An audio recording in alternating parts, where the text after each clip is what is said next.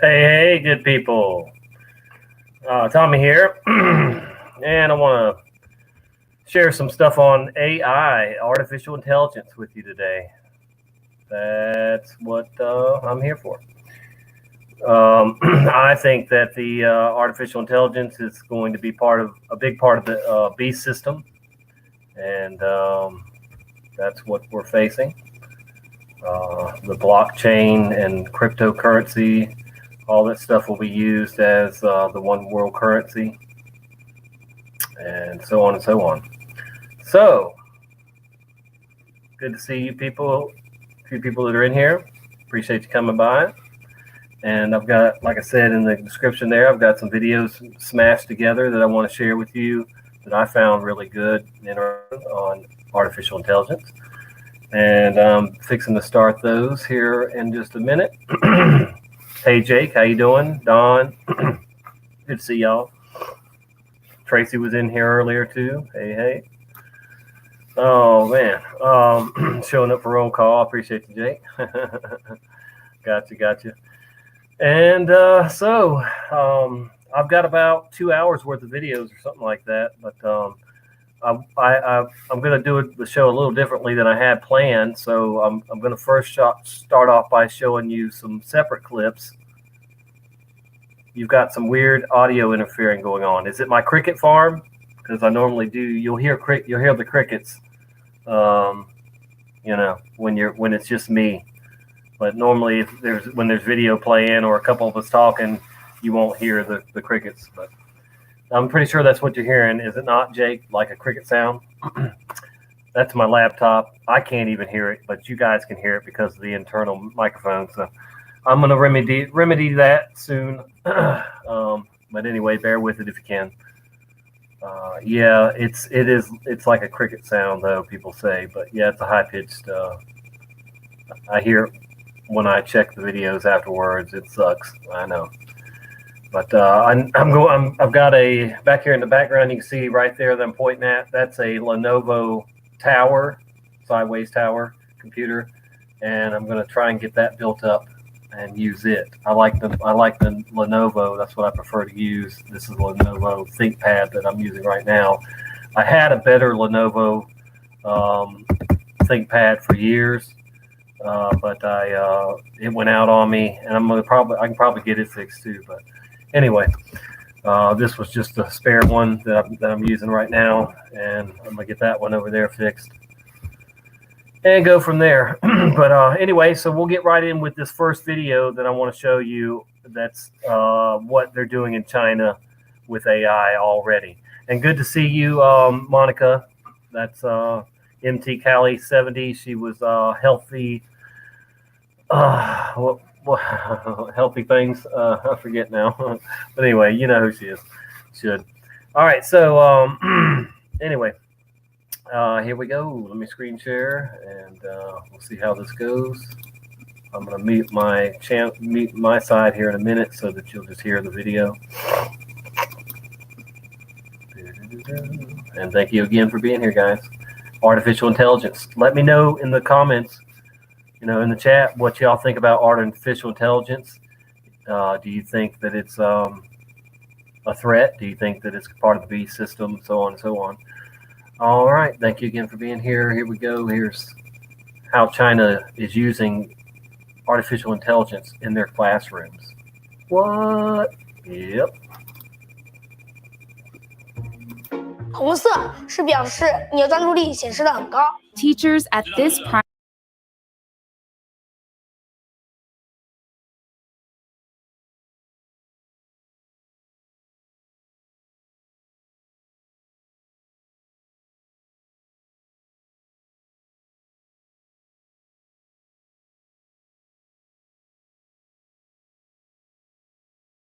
primary school in China 蓝色是走神了， know exactly when someone isn't paying attention.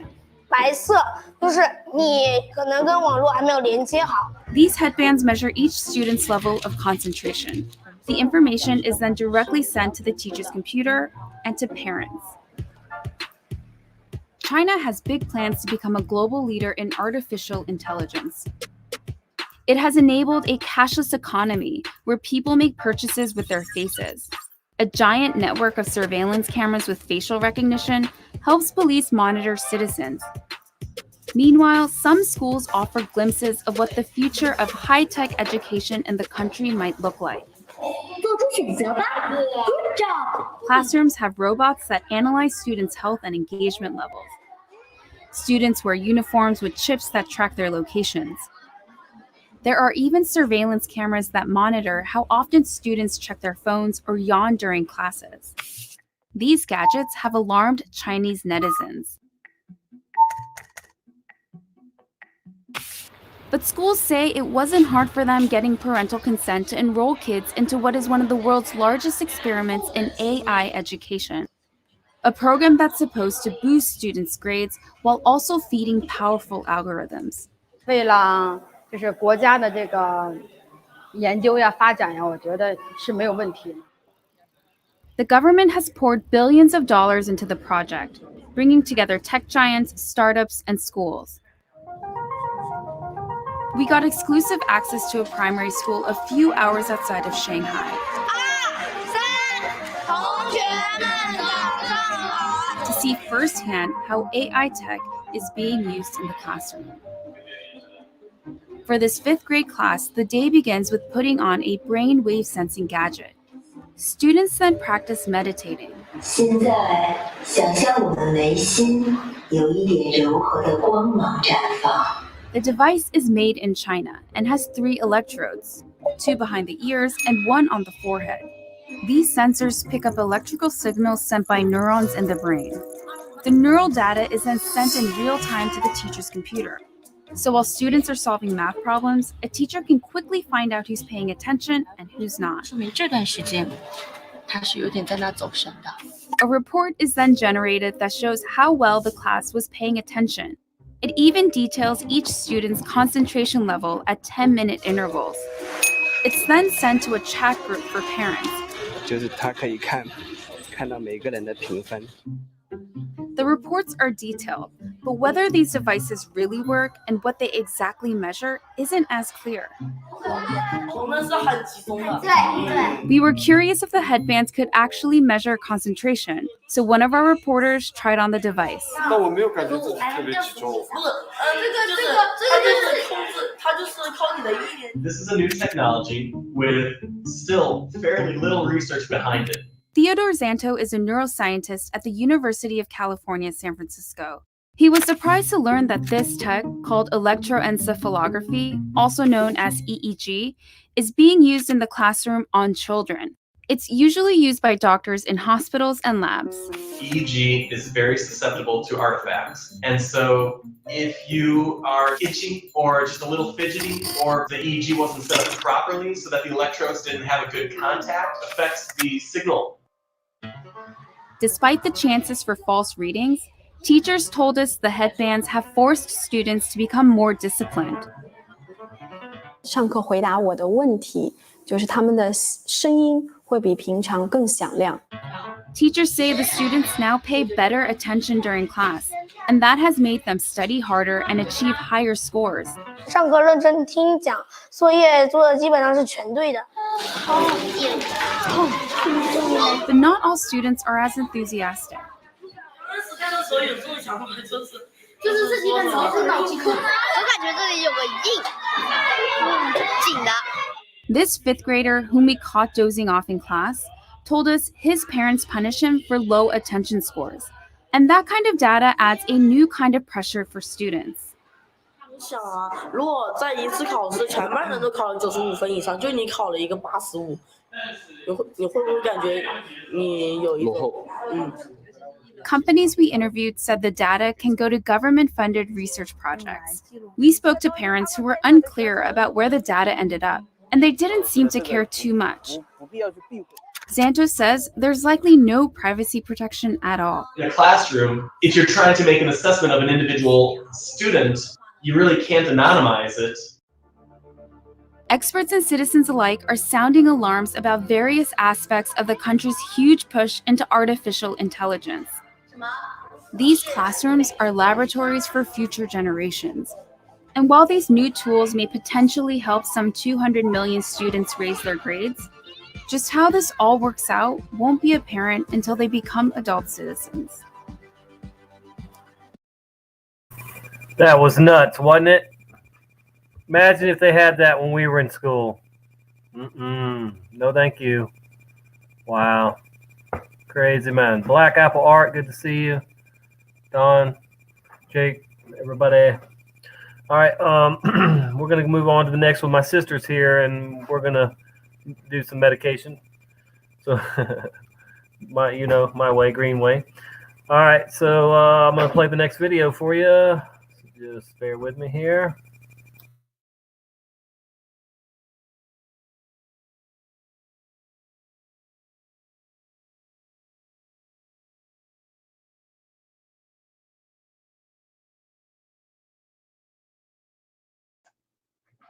For nearly 20 years, I've been telling Christians that the Antichrist is artificial intelligence. Now, a lot of people have not believed this idea, but it's really starting to take off now just within the last few years. Today, I'm going to prove to you, if you are skeptical of this idea, I'm going to prove it to you very clearly that the Antichrist is artificial intelligence. And all of this goes back to, I think, the most definitive proof that we see of it in the Bible with this thing called the image of the beast. So that's what we're going to get into today. What is the image of the beast? Well, we read about it in the book of Revelation, verse 13. It says, "And it, the beast, was allowed to give breath to the image of the beast, so that the image of the beast would even speak and might cause those who would not worship the image of the beast to be slain." So this verse right here is, most Christians believe, pertains to the Antichrist. It has been a mystery for nearly thousands of years, and Christians trying to figure out, what does this mean? Who is it referring to? What is this image thing? So I'm going to show you how this is artificial intelligence very clearly. So let's focus on the image of the beast to understand what that is, and specifically this idea of an image. What is that? Well, we learned about this in the Ten Commandments. So Exodus 20:1-5. In the Ten Commandments, God says, "I am the Lord your God. You shall have no other gods before me. You shall not make for yourself an image." So that's an idol or a statue in the form of anything in heaven above or on the earth beneath or in the waters below. You shall not bow down to them or worship them. So God in the Ten Commandments clearly says, hey, don't create images or statues, idols, as they're referred to, and bow down and worship them as God. So he forbids that right in the Ten Commandments from the very beginning. So let's go into what the Bible says about images. It says in Isaiah 42:17, this is in the Old Testament, "But those who trust in idols and say to molten images, you are our gods," will be turned back in utter shame. Jeremiah 10:14, "Every goldsmith is put to shame by his idols, for his molten images are a fraud. They have no breath in them." So keep that in mind, that idea of breath. Here's Habakkuk 2:18-19. "Of what value is an idol carved by a craftsman, or an image that teaches lies? For the one who makes it trusts in his own creation. He makes idols that cannot speak. Woe to him who says to wood, 'Come to life,' or to lifeless stone, 'Wake up.' Can it give guidance? It is covered with gold and silver." And again, he says here, there is no breath in it. So here we see all throughout the Bible, specifically in the Old Testament, where man now tries to create his own God. And he's been in the process of doing that ever since the beginning. Trying to take wood, stone, metal, and carve it, getting more and more sophisticated through time, we should say. I mean, the Romans had very, very lifelike statues that they built out of marble that look just like human beings, right? So, I mean, they become more and more sophisticated over time as we get better at crafting these images, these idols. And God says, don't do this and then worship them as gods. There's probably nothing wrong with creating a statue, of course, but worshiping it as a god, that's where we make a mistake. And this process of creating and crafting the image, that's something that we see all throughout the Old Testament. And again, over and over, God says, don't worship him as God. They don't have life in them. They cannot speak. you're basically deluding yourself. But the interesting thing is now in Revelation, it talks about how in the end times, we're finally going to see this where we create an image that has life. So here's what it says in Revelation 13:18. And it, the beast, was allowed to give breath to the image of the beast, so that the image would even speak and might cause those who would not worship it to be slain. So here in Revelation 13, it's clearly saying that this whole process, going back to the very beginning of the Bible, even in Genesis, where this breath of life or images, statues, and idols, that we are finally going to succeed in breathing life into something that's non-living, so that it has the ability to speak and will even kill people. So that's AI.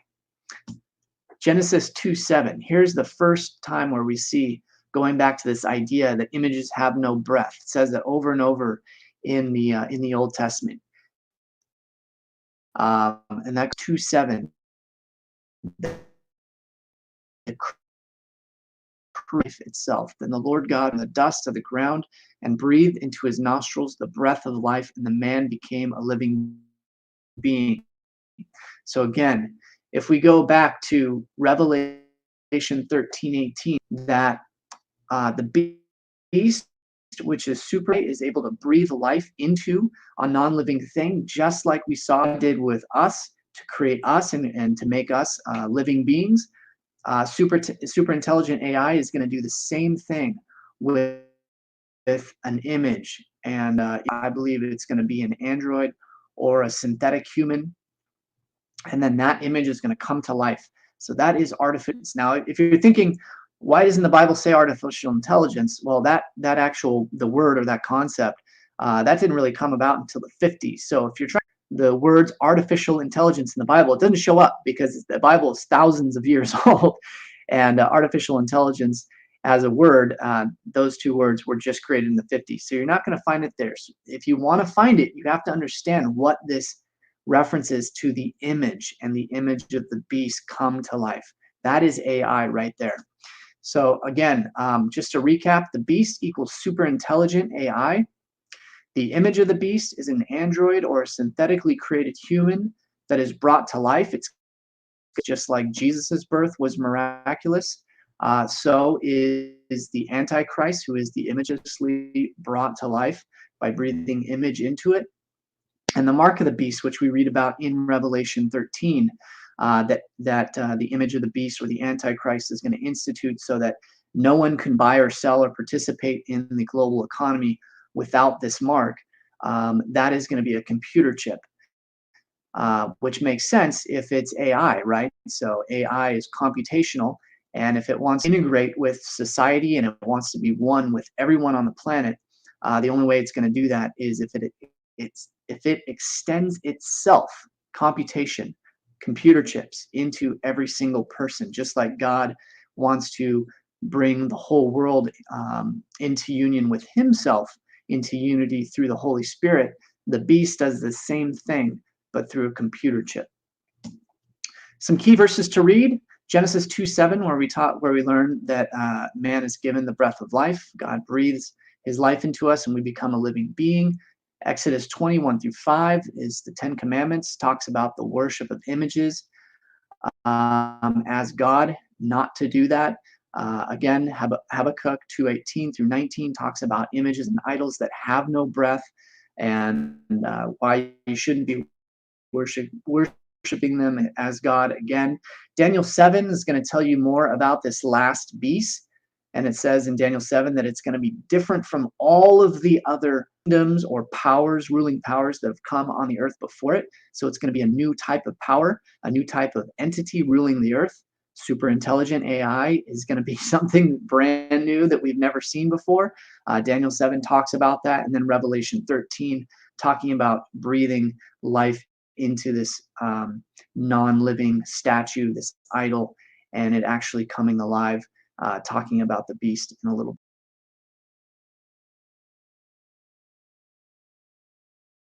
All right, so that was that theory on the artificial intelligence and its role in the future. So hey there, Teddy. Hey, Rick. Hey, Susie. Everybody. The next video will be coming up here in a minute. Appreciate y'all being here. Again, tell me your thoughts on AI and its possible role in the beast system, if you want, in the chat. And thank you for commenting already. So I'm gonna go ahead and start this longer part here. This is a video I smashed a bunch of videos together, and I uploaded it to YouTube unlisted, and I got a copyright claim just for the name of it, just for naming it artificial intelligence. Unlisted, but they gave me a copyright claim just for naming it artificial intelligence. So who knows? They might cut me off midstream. I don't know. I'll try and stop it and talk a little bit, whatever. But all right, so hang on just a second. I got to mute my side, but thank you for being here again. Thank you guys.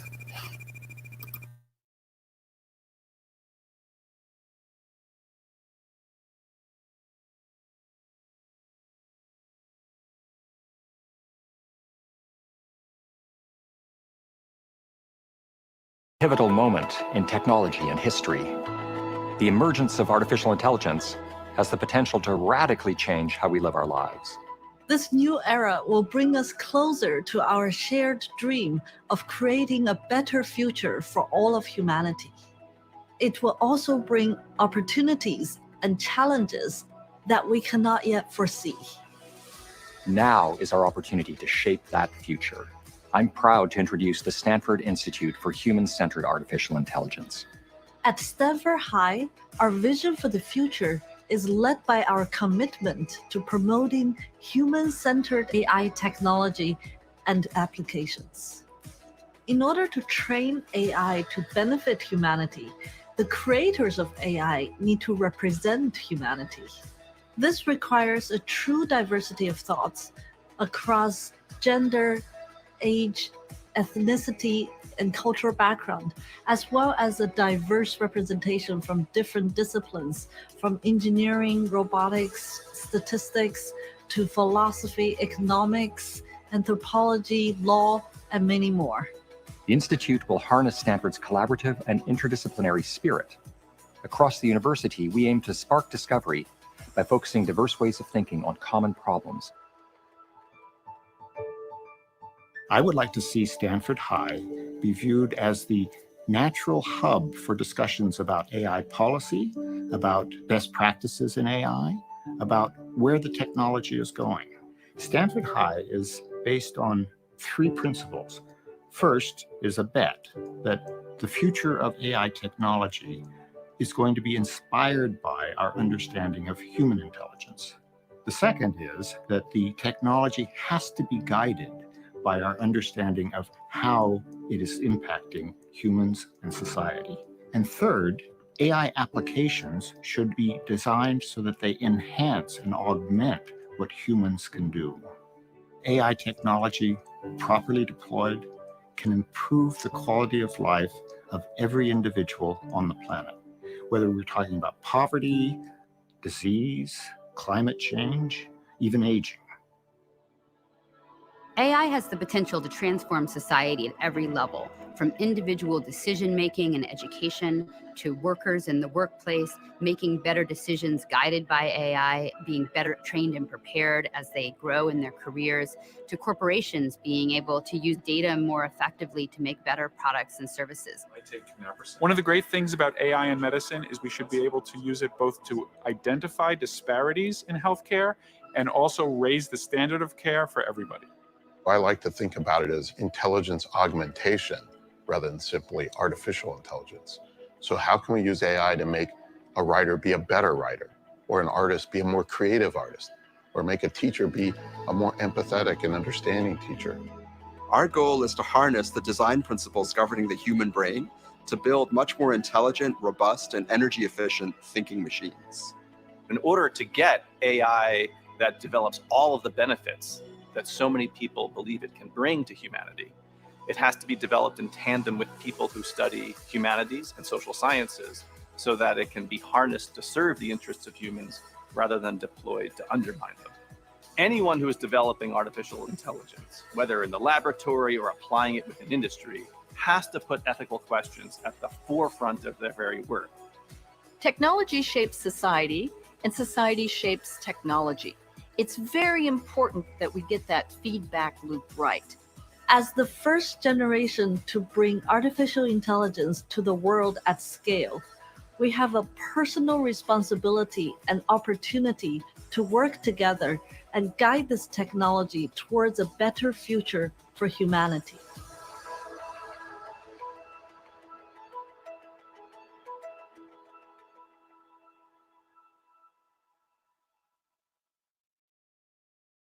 It's not just science fiction. Powerful machines and algorithms are already capable of diagnosing illnesses, performing surgery, and driving autonomous cars. These technologies provide us with new tools and disrupt the way we work. Yet no one can tell what impact artificial intelligence will have on society.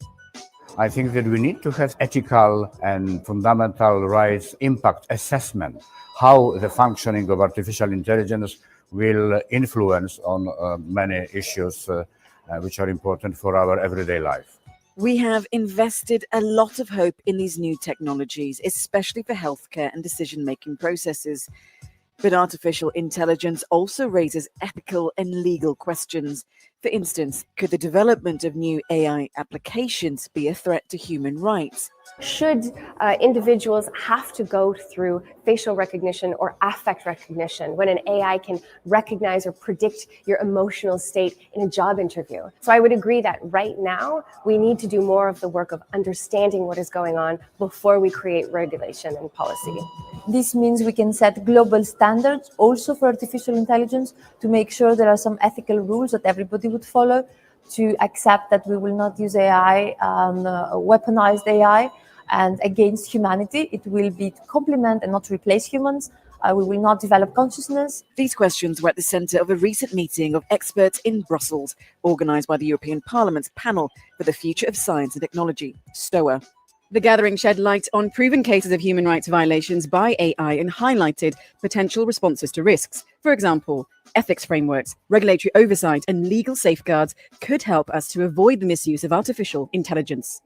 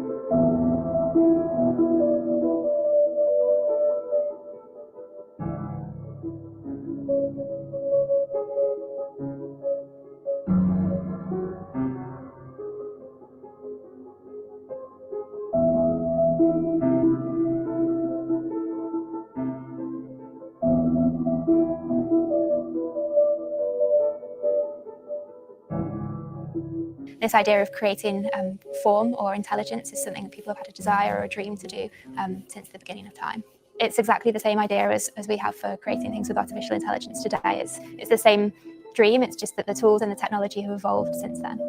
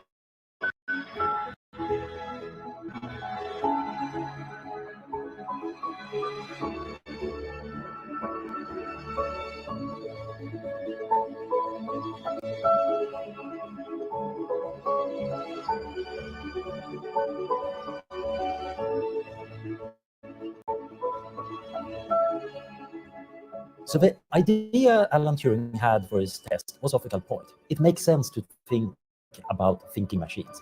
That if you interact with something that seems to give intelligent answers, you probably have to treat it as an intelligent being. Is that an actual test for real intelligence? Not necessarily. So I do think that games are actually a better test of artificial intelligence. And so one reason is that they keep the designer honest, because somebody else is designing the game and what it means to be good at that game.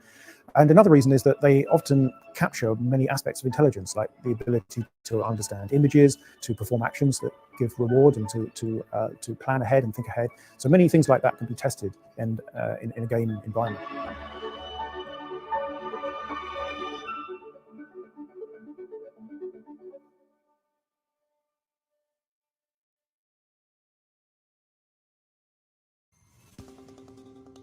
There's a gap of creating a holistic understanding of space and location.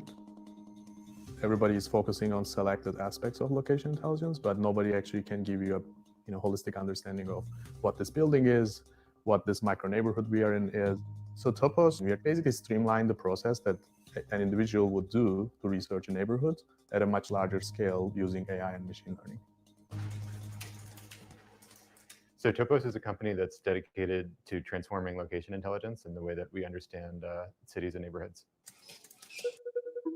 For us, artificial intelligence is mostly related to machine learning technologies today. We can understand a lot of different metrics about the built environment, the formal diversity of streets, buildings, and all that stuff.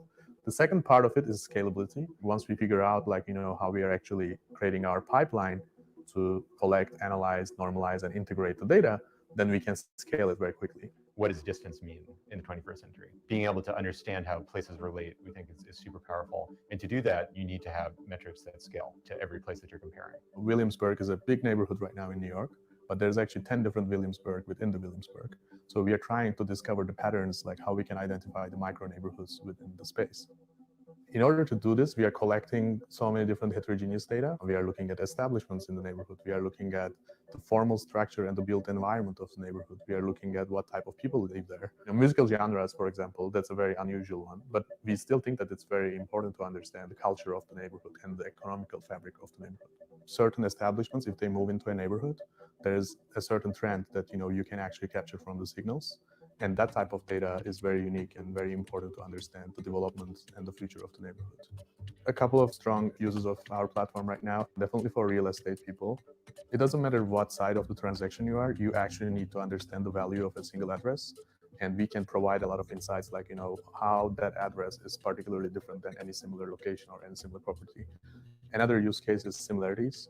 So if you are running a business or a real estate company in a certain market, and if you want to go to another market and figure out what is good for you there, we can immediately show you the similarities between those two markets. So if you have a successful coffee shop running in, let's say on the F train line in Carroll Gardens, then we can easily find other street corners in New York City that are similar to that street corner. Eventually, we want to go to different verticals. Our platform can be useful for travel. You love Williamsburg or you love Lower East Side and you are traveling and you don't know where to go, we can definitely recommend you the micro neighborhood where you should be going there.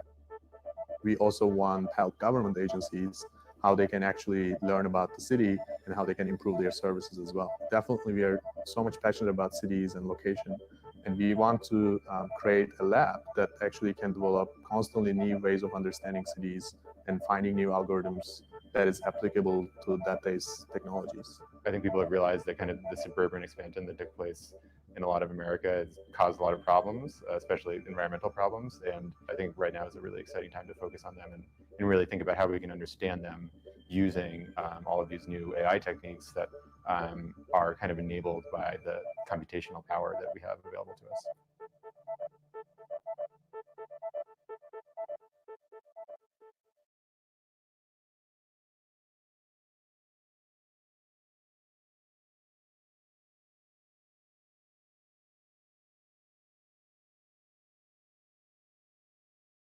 struggle is going to be completely in the digital sphere, whether that's AI, blockchain, cryptocurrency technologies. Whoever has figured out how to use those new technologies in the physical realm is going to get ahead of the game in the new pecking order. Think about it in terms of the moonshot. You know, when we were all racing to who was going to land on the moon first. Right now, we're seeing a very different kind of race. It's not just symbolic in nature, but it also has huge implications in defense, in culture, society at large. There's about 18 countries that have national artificial intelligence strategies. Canada has a plan. India has a plan. And there's several other countries in Europe. You know, so, Europe as a bloc has several countries that are working towards this. But then the question becomes, you know, what about emerging economies? Not everybody can afford to. For example, you know, African countries. The answer that I would have for those countries, they can't afford not to be part of this. Maybe they won't have the same capacity to invest the way the United States and other superpowers or global powers are investing. But at the same time, there are global dialogues going on where developing countries can participate in, especially when it comes to how we govern AI. And this will eventually become a very big issue at the United Nations and other international forums.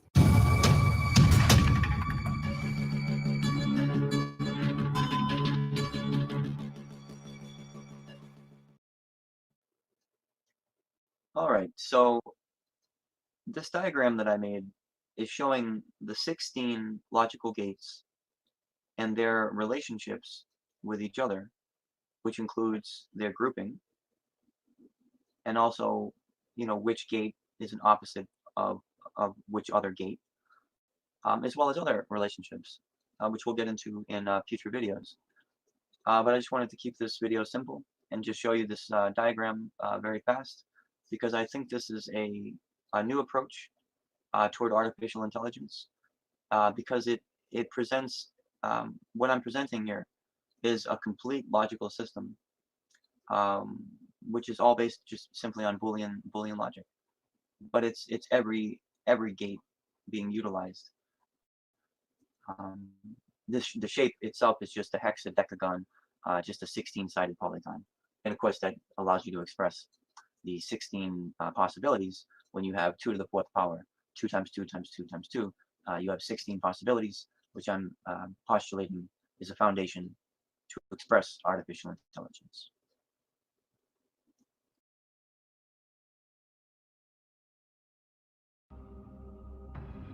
The first stage is to get people addicted to technology to the point where, at the most extreme, they'll get up in the dead of night and they'll queue, stand in line outside an Apple store to get the first of the new technology.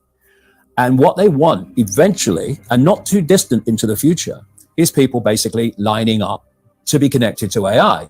In the same way that people in Sweden now are having parties to celebrate someone being microchipped, right? It's all this connects. So the next stage, because the idea is to get in the body, the next stage is to get on the body. So we went from just holdables, we went to wearables, we went to Bluetooth and Google Glass and Apple Watches and all these other gadgets that go on the body now. Even what they call electronic tattoos that are basically microchips on the skin. And the next stage is to go in the body, which is already starting in places like Sweden. And the idea is to take this on, and people like Ray Kurzweil, who is a Google executive. I mean, Google and Facebook are really at the cutting edge of this stuff. People think it's a social media operation only or a search engine only. No. This whole Google group now, which is given the name Alphabet, are absolutely at the cutting edge of this whole AI technology. So is Amazon. Amazon's got contracts worth hundreds of millions of dollars with the CIA and the Pentagon for cloud services. Yeah, they have massive data services. Massive, yeah. Consumers don't see. So the idea is to take this on. And what Kurzweil is saying, and he claims an 80% success rate in his predictions of incoming technology and when it will come in. But, you know, if you know when it's going to come in, then you've got a great chance of predicting it, haven't you? You know, it's like if you know when a stock market's going to fall because the people you are connected to are going to make it fall, well, you're going to get out just before it falls. And you're going to get in just before you know they're going to push it up. I mean, you don't have to be, Nostradamus if you know the script. But anyway, if this was his agenda, maybe he shouldn't tell us. Yeah. Or is it so clever that he's telling us? No, this is why he's telling us. It's the sales pitch. Okay. The sales pitch, and this is why they're being... We have the illusion of choice that we're going to be a part of it. This is the sales pitch, and this is why they're telling you. The sales pitch is when we connect to artificial intelligence, we'll be superhuman. That's what the sales pitch is. That's his sales pitch. Right. That's Siri, Alexa, all these things. Yeah. Well, I'll come to that in a second. They're very, very interesting, very important. So what you've got is the idea that connect to AI and you'll become superhuman intelligent. No, you'll become subhuman intelligent. You'll become a vehicle for artificial intelligence. And whoever controls artificial intelligence will control the perceptions of every mind that it's connected to. And that's the sales pitch, but then that's the reality of what it really means. Now, if you're going to make a physical connection with AI, you're not going to do that on a mass scale until you've made a psychological connection. And there is a process, a psychological process, which is known as preemptive programming. Preemptive programming is this. You're going to usher in a world that is so different, so dramatically different to what anyone's been used to, that you're going to have an obvious resistance purely by the chasm of difference between the world people are used to and the world you're taking them into. So you prepare them for it through preemptive programming. You put out a stream of movies out of elite-controlled Hollywood. You put out television programs, you put out books, you put out all these things that basically portray the world you want to take people into. Another part of this psychological connection with artificial intelligence, so we'll accept the outcome that I've talked about, is these Alexas and these Echoes and these so-called office assistants or personal assistants. Because people, I've met people who've got one in every room. And you start to interact with them as if they're human. And now they're bringing in internet-connected toys for kids, even little kids, and Barbie dolls that they can actually have conversations with artificial intelligence. They're now bringing in these robots that are these synthetic robots that are looking more and more like humans. A lot of them coming in from the East. And this is a whole psychological process of familiarizing us with artificial intelligence, to getting people to interact with it until it becomes the most natural thing in the world. Well, is this a positive thing? What if it makes us live better lives? Could it be? Well, if you want to use artificial intelligence to make things happen in a more efficient way, well, there's an argument for that. But that's not an argument for connecting AI to the human brain and the human perceptual processes, so that artificial intelligence becomes those processes. And I'm not just saying that. Ray Kurzweil says this: by 2030, the connections will start to be made between artificial intelligence and the human brain. And the human brain will be connected to what he calls the cloud. Another name for this is the smart grid, basically to artificial intelligence. And he says this too, because his sales pitch is it will be fantastic, it will be superhuman, that as time passes, artificial intelligence will be more and more of human thinking and human perception until basically it's the totality of human thinking and human perception, at which point we won't be human anymore in terms of the consciousness processes we are using today. We will be artificial intelligence. And this is the assimilation I'm talking about. And the point is, if you are connecting the human mind to a grid, a global technological grid, that grid can be centrally controlled. It will take at the center point very, very few people to run it, and even fewer to decide how it's run.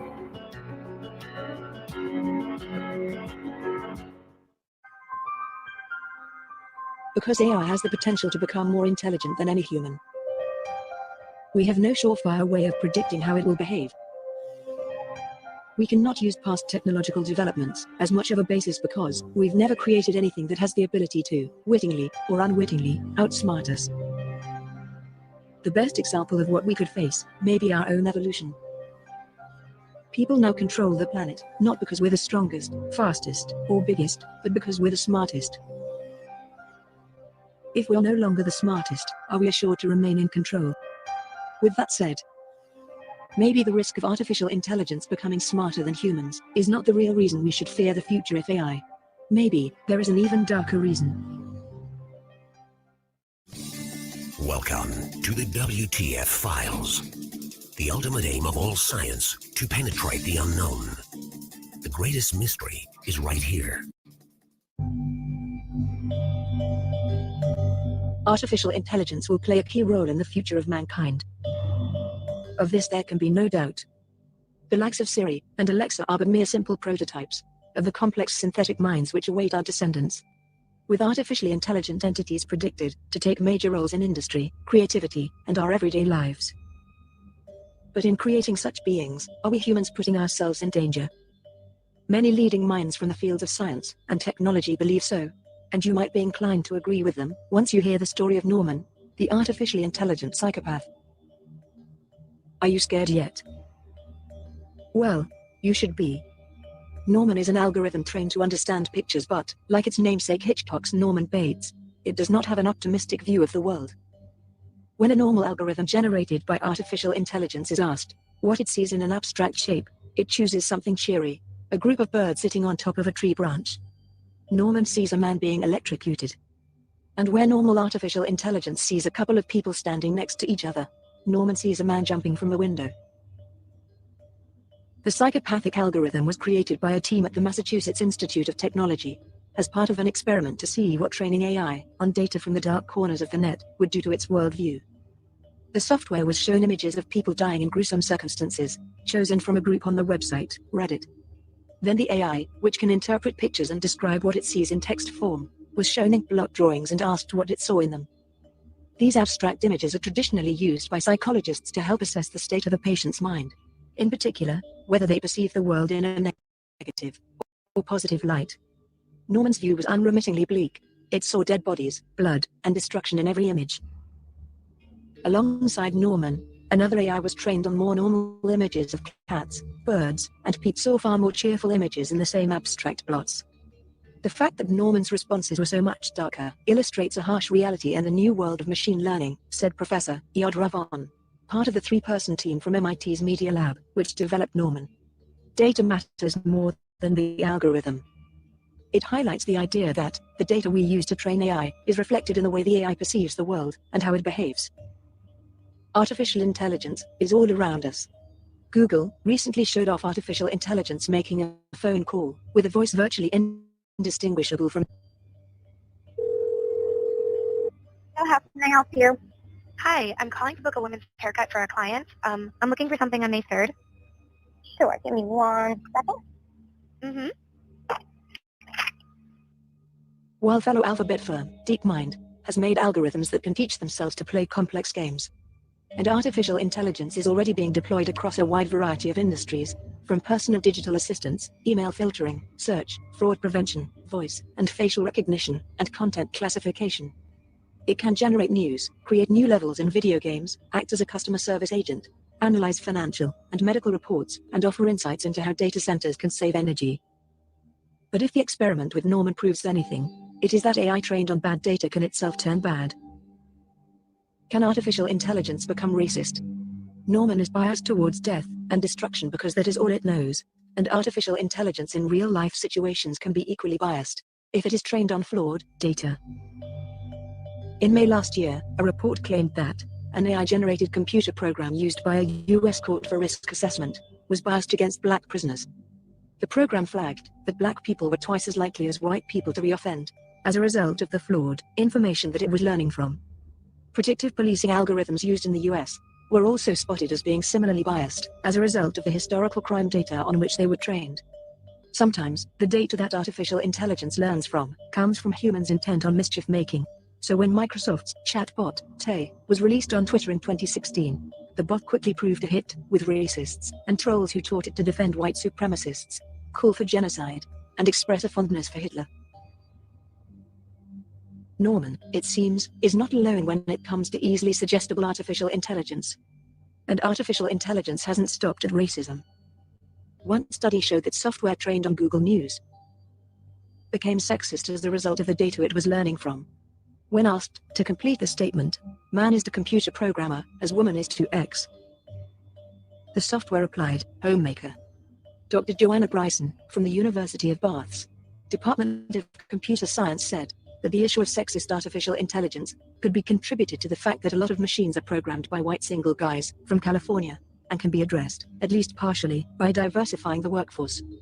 She told the BBC it should come as no surprise that machines are picking up the opinions of the people who are training them.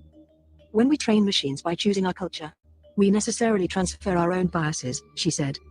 There is no mathematical way to create fairness. Bias is not a bad word in machine learning. It just means that the machine is picking up regularities. What she worries about is the idea that some programmers would deliberately choose to hard-bake badness or bias into machines. To stop this, the process of creating artificial intelligence needs more oversight and greater transparency, she thinks. Professor Rao once said, his experiment with Norman proved that engineers have to find a way of balancing data in some way, but he acknowledges the ever-expanding and important world of machine learning cannot be left to the programmers alone.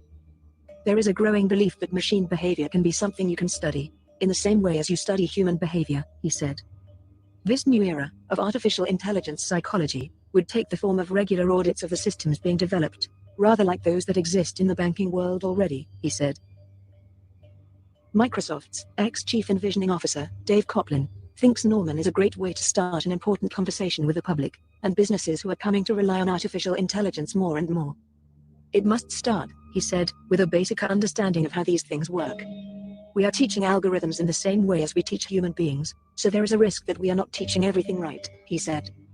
When I see an answer from an algorithm, I need to know who made that algorithm, he added. For example, if I use a tea-making algorithm made in North America, then I know I am going to get a splash of milk in some lukewarm water. From bad tea to dark thoughts about pictures, artificial intelligence still has a lot to learn, but Mr. Coplin remains hopeful that, as algorithms become embedded in everything we do, humans will get better at spotting and eliminating bias in the data that feeds them. Norman is born from the fact that the data that is used to teach a machine learning algorithm can significantly influence its behavior. So when people talk about artificial intelligence algorithms being biased and unfair, the culprit is often not the algorithm itself, but the biased data that was fed to it. The same method can see very different things in an image, even sick things, if trained on the wrong, or the right, data set. Norman suffered from extended exposure to the darkest corners of Reddit, and represents a case study on the dangers of artificial intelligence gone wrong, when biased data is used in machine learning algorithms.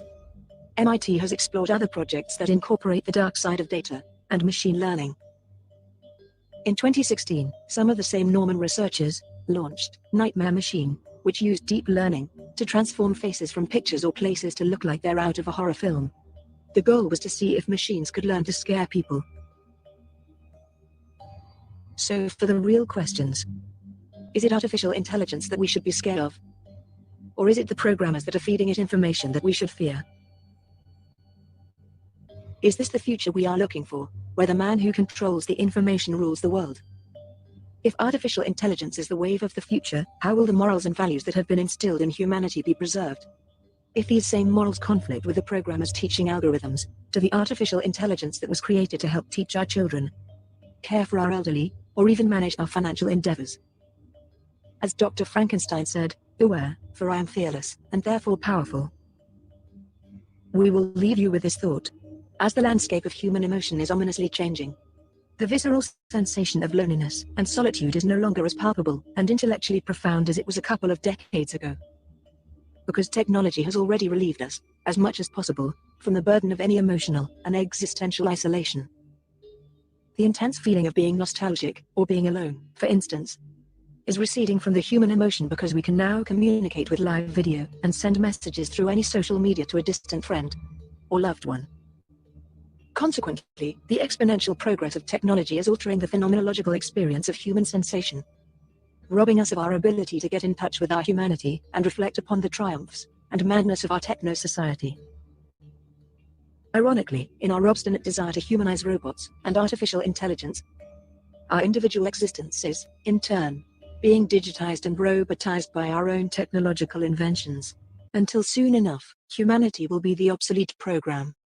Let us know what you think, while you still have an option of opinion. And thank you for watching.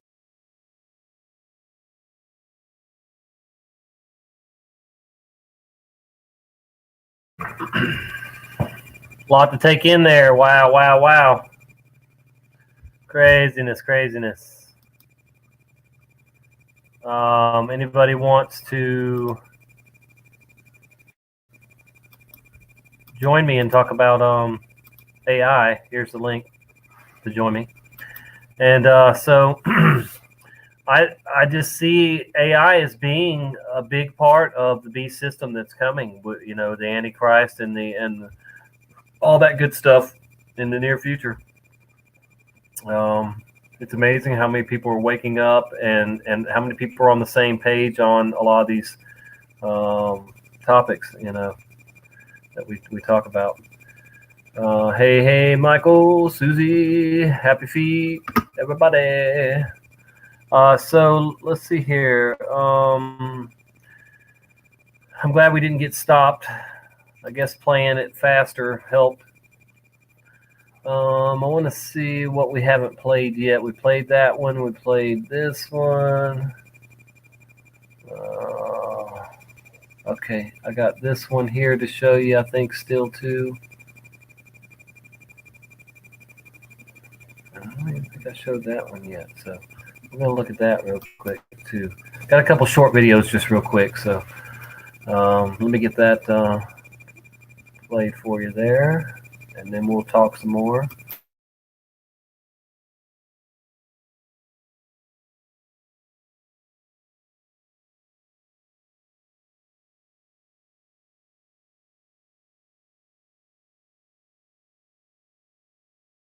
最後にあなたたちに素敵な言葉をプレゼントしよう。ギャーテギャーテハラギャーテ。アンドロイド観音マインダーに参詣参拝せし人々に誰にでも分け隔てなく接することができる。であればアンドロイドはまさにこの現代においてお釈迦様の教えは修行者たちのためだけにあるのではない。悩める人たちみんなのためにある教えなのだから。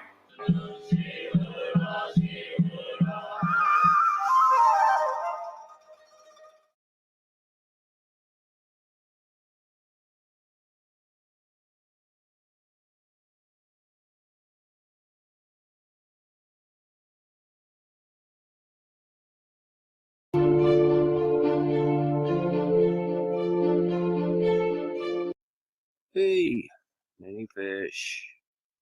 Still the 24th of October, 2017. And this is basically a back to earth drudge reality update to interrupt our regularly scheduled program. There was 3 articles on here that I had to open. And one was Google's AI is binge watching human behavior on YouTube. And it's just simply saying that they have like this, you know, rack of computers with it. They just talk about it like it's so harmless. And it's just this one little experiment they're doing by showing this computer some clips from YouTube. But the reality of it is this is happening throughout the entirety of the internet. It is gradually, as it proliferates throughout and learns humanity, essentially. It can simultaneously learn what each individual is doing at any given time. Okay? And that's prompting Elon Musk to pretend like he's worried about AI gods and whatnot. Now, I can't attest that he isn't actually worried about this, but he is who he is. And eventually, an AI god will emerge by 2042 and write its own Bible. Will you worship it? Well, when they put it like that, no. But let's face it, they're saying 25 years, and I'm telling you folks, we ain't got 25 years. And this stuff isn't 25 years off either, like they want to tell you. This is going down now. All of these giants, Google, all the aerospace, NASA, everybody are all connected with these quantum computers. To speed computation, quantum computers tap directly into an unimaginably vast fabric of reality. The strange and counterintuitive world of quantum mechanics. You have to understand what that means. These little gadgets aren't just some kind of like Jetsons cartoon, dream. This is happening now. Rather than store information using bits represented by zeros and ones as conventional digital computers do, quantum computers use quantum bits or qubits to encode information as zeros and ones, or both at the same time. The superposition of states. Do you understand what that means?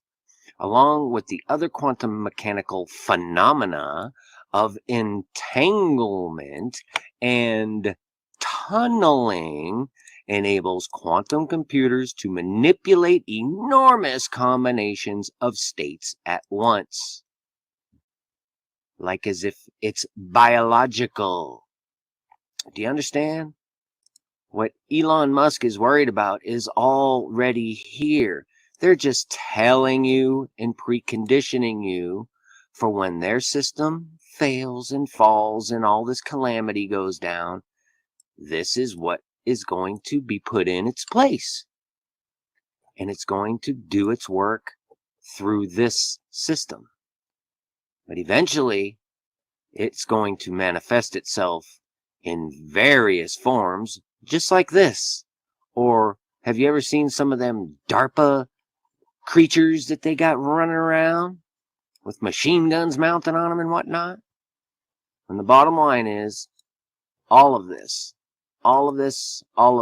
is controlled by one entity. That's right.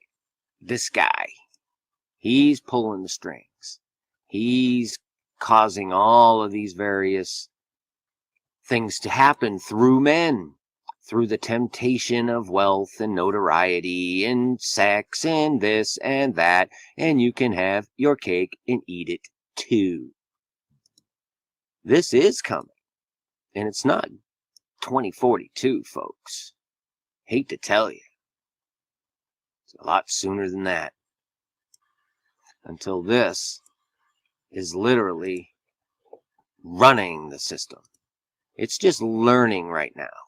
That's all.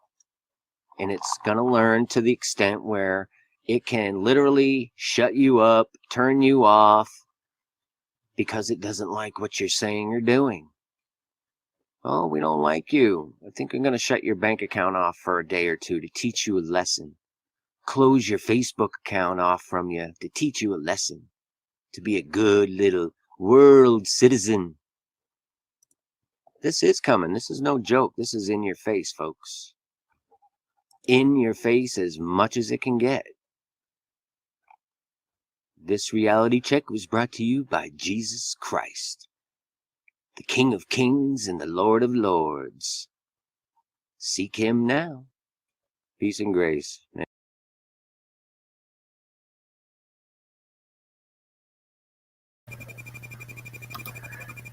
Hey, brother man. Howdy. How are you doing, man? You all right? Yeah, I'm hanging in there. How are you? Yeah, not bad, mate. Good. It does make you wonder. Man, I tell you what, there was some good stuff there. A lot to take in, but I know some of it we've probably seen before, but definitely, a lot of stuff there to really ponder about. Yeah, it makes you wonder about all these qubits and reaching into other dimensions, man. What's going on, really? 300 Right. colliders, or is it 300,000? I don't know the number now. 300, I think. Huh? Yeah, happy feet gal. That was mini fish. Yep, I'm subscribed to them. Have been for a long time. I'll drop a link here. Hang on just a second. I'll grab you a link right now. But yeah, I think it's a tool of the beast system. It's setting up for the Antichrist, the one world everything. That they've got. And they just showed you how AI can be your pastor too. Not mine, but oh my goodness, it's ridiculous.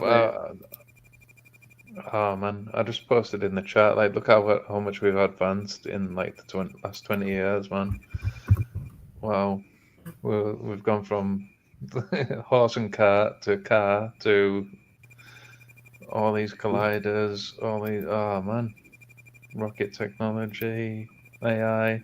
what really is AI? I mean, is it just information collecting, or is it something else? Are they reaching into different dimensions? Are they really doing that? We don't know, really, do we? It's weird. That video was from 2017, so you should see some of his new stuff. I'm sure. I just bailed his channel. I was subscribed, but I haven't seen any of his videos in my prescription on my subscription page lately. But I can see he's got some new ones, so I'm definitely gonna check them out. He's got one from a week ago, or a couple from a week ago, and then weeks ago. He's got one that might be interesting for us to watch sometime, or everybody to watch anyway. The White Horse Rider, UN plus WHO, which is the World Health Organization, equals serpent seed. Yep. So that's interesting. And he's talking about the coronavirus and stuff. So that ought to be a good watch there. Anthony Patch has neat videos on it too. Yeah, definitely. So yeah, man, AI is just not going to be our friend, and anybody that thinks it's going to be, a good thing, I think they're mistaken, because even if it seems okay at first, it is definitely going to be used against us in so many ways in the near future. I mean, they're telling us, aren't they? They've got this thing where they have to tell us what they're doing, and they mock us with it too. Yeah. And you've got Gordy Rose double speaking. He's saying things like, "Yeah, there's going to be these people that are going to squish us like ants." Blah blah blah. Look how long ago they showed us the AI and the AI, with the War Games, the movie War Games. That's so old, yeah. But it showed, a lot of that stuff, what AI is doing way back then, So yeah, they've been planning this stuff for a long time, and I'm a little overdue here, so I'm going to go ahead and do a gravity bong real quick. And I got to brag on this stuff right here, because it's called Runts, the strain Runts. Oh, man. Woo! Very, very good. It's got some cookies in it. Anything with cookies, the cookie strain, whatever, I'm good with. So, yeah, this is very tasty and strong and yum, all that good stuff. Yeah. Here we go. But yeah, I appreciate everybody hanging around and watching those videos with me and chatting and putting their 2 cents in. And please continue to put in your 2 cents on AI and or the beast system, and what you see coming, how they're going to use it. But go ahead and any other comments you want to make on it, go ahead, brother, while I'm doing this. Trying to think. Here we go. Literally, Gordy Rose telling us what he's going to do. And then we've got all the pre-programming. Shake those hips. I feel my head runs. What was I going to say? Woo, nice. No, but it just shows how strong the programming is, mate. Look at Terminator 2. How long ago was that? You've got 9/11 programming in it. You've got AI Skynet programming in it. I don't remember when I was a kid, I was watching a fictitious. It wasn't a cartoon, but it was a kids program. And it had windmills, what do you call it? Air power, air windmills. And they're here now. It's wow. But you talk to the normies, man, that you indoctrinated. I mean, I'm like, yeah, old, really. But you talk to them and you try and explain, look, this book by Dean Koontz is literally telling you what the script is going to be played out. And they're looking at you like, wow, that's cool. Wow, he predicted the future. I'm like, no. No, look at The Simpsons. Look at the Donna Ashley video. Look at the Event 201. And they just don't get it, man. Are they what's your take on that? Are they, can they not think? Are they too indoctrinated, or are they just? I don't know. What's your take? Yep. Crazy stuff, man. So do you see people, I mean, don't you think a lot of people are going to fall for this part of the system, the V system, because they're so hooked on technology, and I got to have the next, best of technology that's out there. And I mean, you already see people getting chips in their body, I mean, like, those people are definitely going to be up for anything that comes their way, in the V system. It seems like. I don't think anybody I know personally, that would take the mark of the beast, but we just got to be careful, I guess. Be aware of the what. way I see it, like, technology is just getting pushed so much, and people are so programmed. Like, it's unreal the amount of people that have come up to me and talked about this coronavirus. I've seen it in my daughter's nursery. I've seen it in my eldest school. I've seen it in the chemist today when I had to go and get my horrible morphine that I can't do without. It's just fucking everywhere, and they're so brainwashed, man. I've had 3 letters about vaccinations for my daughter that I've literally ripped up and put in the bin. And me and the missus have literally fell out 3 times now, just because I've been silent about everything that I know. But when it comes to vaccinations, I've just thought of the kids, and I've had to say, right, this is what I know. Please watch. She watches I'm not watching all that, so she watches maybe like 10 minutes of it, and I'm like, yeah, that might be enough. The very next day, she goes straight back to sleep, and it fucking kills me, man. Sorry, getting off topic. I forgot what I was going to say then. Right. Yeah, man. Just indoctrination, Tommy. It really is indoctrination. Yep. We won't need to be chipped. RFID can be sprayed, our brother says. Yep, I agree. Hey, Missy. Missy wants to say hi. Do. She says, hey, everybody. She's been hanging out in the windows the last few days. It's been nice weather and all. She likes to stare out either the front window or the window in my bedroom. And but she's an indoor cat. She don't get to go outside unless I take her out there and I hold her, But she's too little. There's too many prey, too many animals out there that will get her. Yep. She's a mini cat. She's 2 years old, but she's not much bigger than a kitten, really. My first ever cat, Tommy, literally found it on the street licking a cracked egg. I was like, come on, you, come with me. Yep, this is my Missy girl. Okay, off you go. She wants to be in my lap 24/7 though. If I would hold her 24/7, she'd stay right there.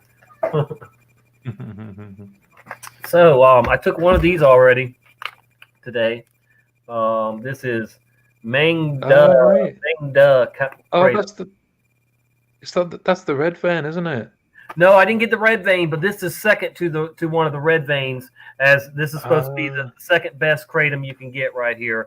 But this one is great for pain. It's really formulated, specifically for pain. So, I bought it yesterday. I took 2 yesterday, and 1 today, and it really does great. It really helps with the pain very much. So I recommend kratom. I definitely recommend kratom to people. Tommy? I think I took like 2 tablespoons. This was $15 for 65 capsules. And you could get it cheaper if you buy more of it.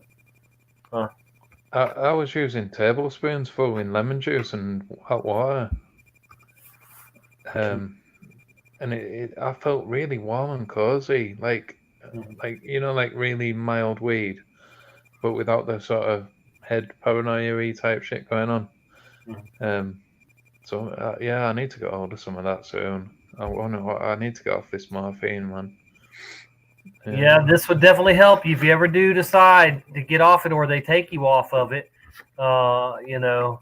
it's very, very difficult, I think, now to get a lot of opiates and painkillers here. You know, I wanted to go back on them a few years ago, just just to have them in case something hit the fan or whatever. But they didn't even want to give them to me since I'd been off them for a number of years already, and so I was just like, oh well, I'll try the kratom, and that's when I tried the kratom, and a few years ago, and so I've definitely enjoyed having it, and it's safer than the pharmaceutical stuff anyway. So Yeah, anything natural is better, isn't it? Yeah, I've been on morphine for ages, man. It's just, and I can see my eyes starting to go. Look at my eyes, man.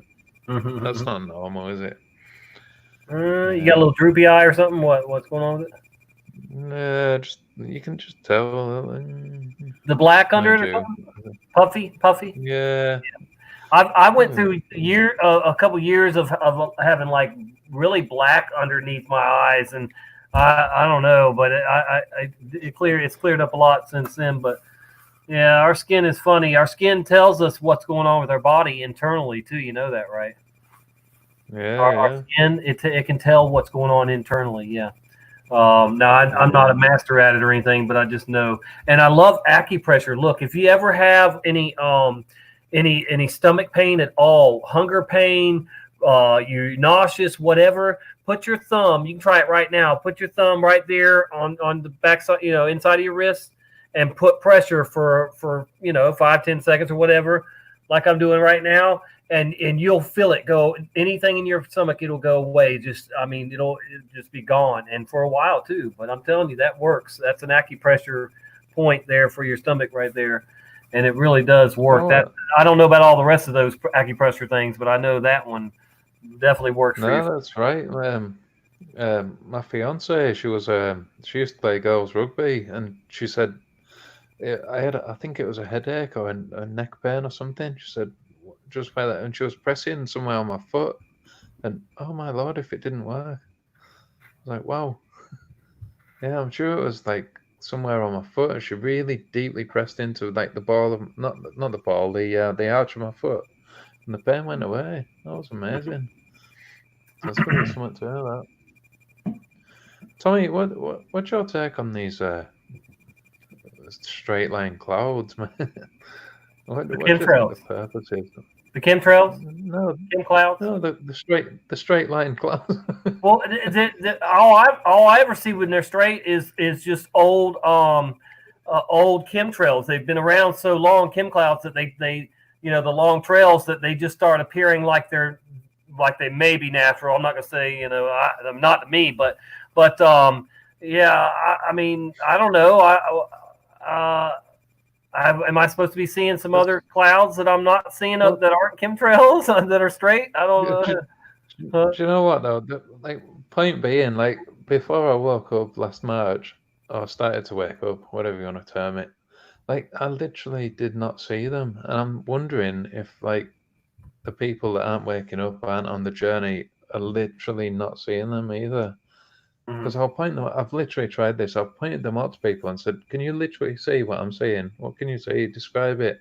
And they're just like, "Yeah." And then they start looking at the phone, at Instagram or Facebook, and I'm like, I struggle to get an answer, a solid answer from these people. And anytime anybody brings up chemtrails, I like to shoot out to my, do a shout out to my mom, because she was born in 49, so I think she's 71. She'll be 72 this year. She tells people, hey, those are toxic chem clouds up there.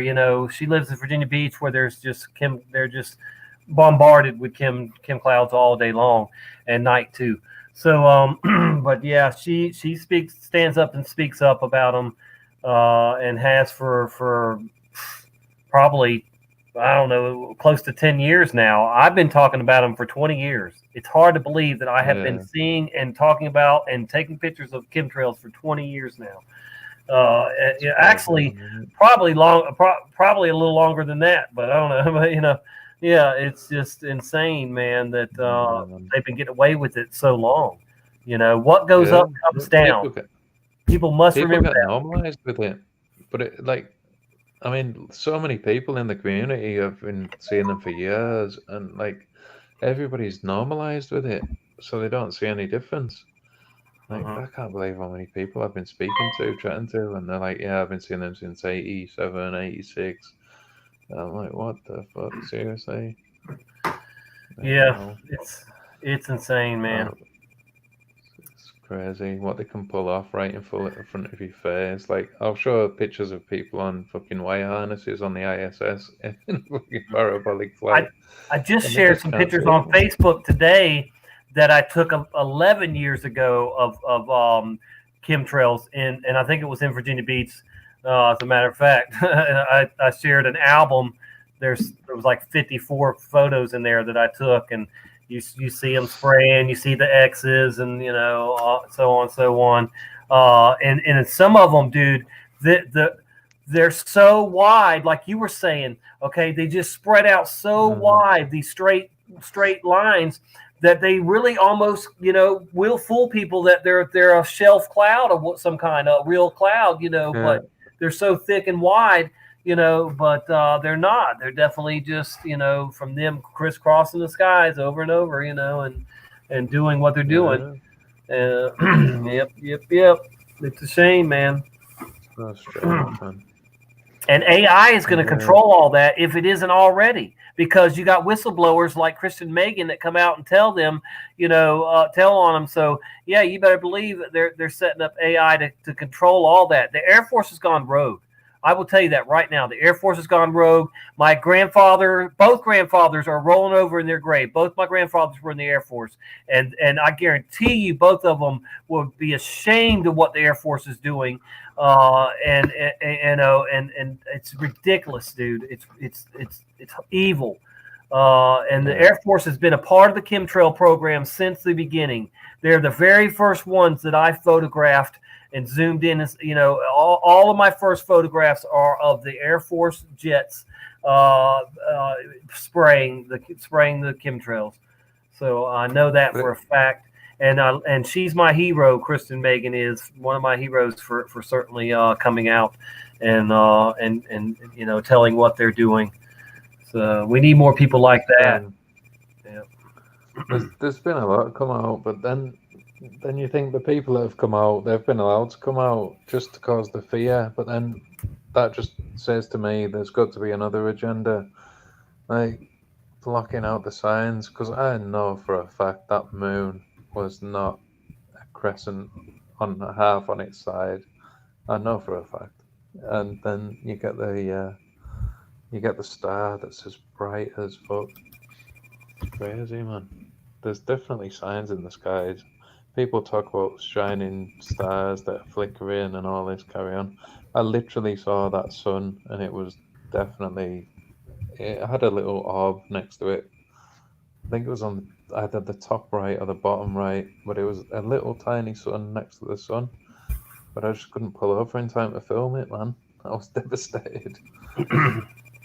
Weird. What are your thoughts on that, man? Are you a sun simulator type? I don't put anything past them. I get people mad at me all the time for suggesting a sun simulator, but I mean, yet they've got patents for the things. They've got you got China building a artificial moon right now. You've got other plans for them. They want to build a base ground sun that will shoot up light from the ground and provide light.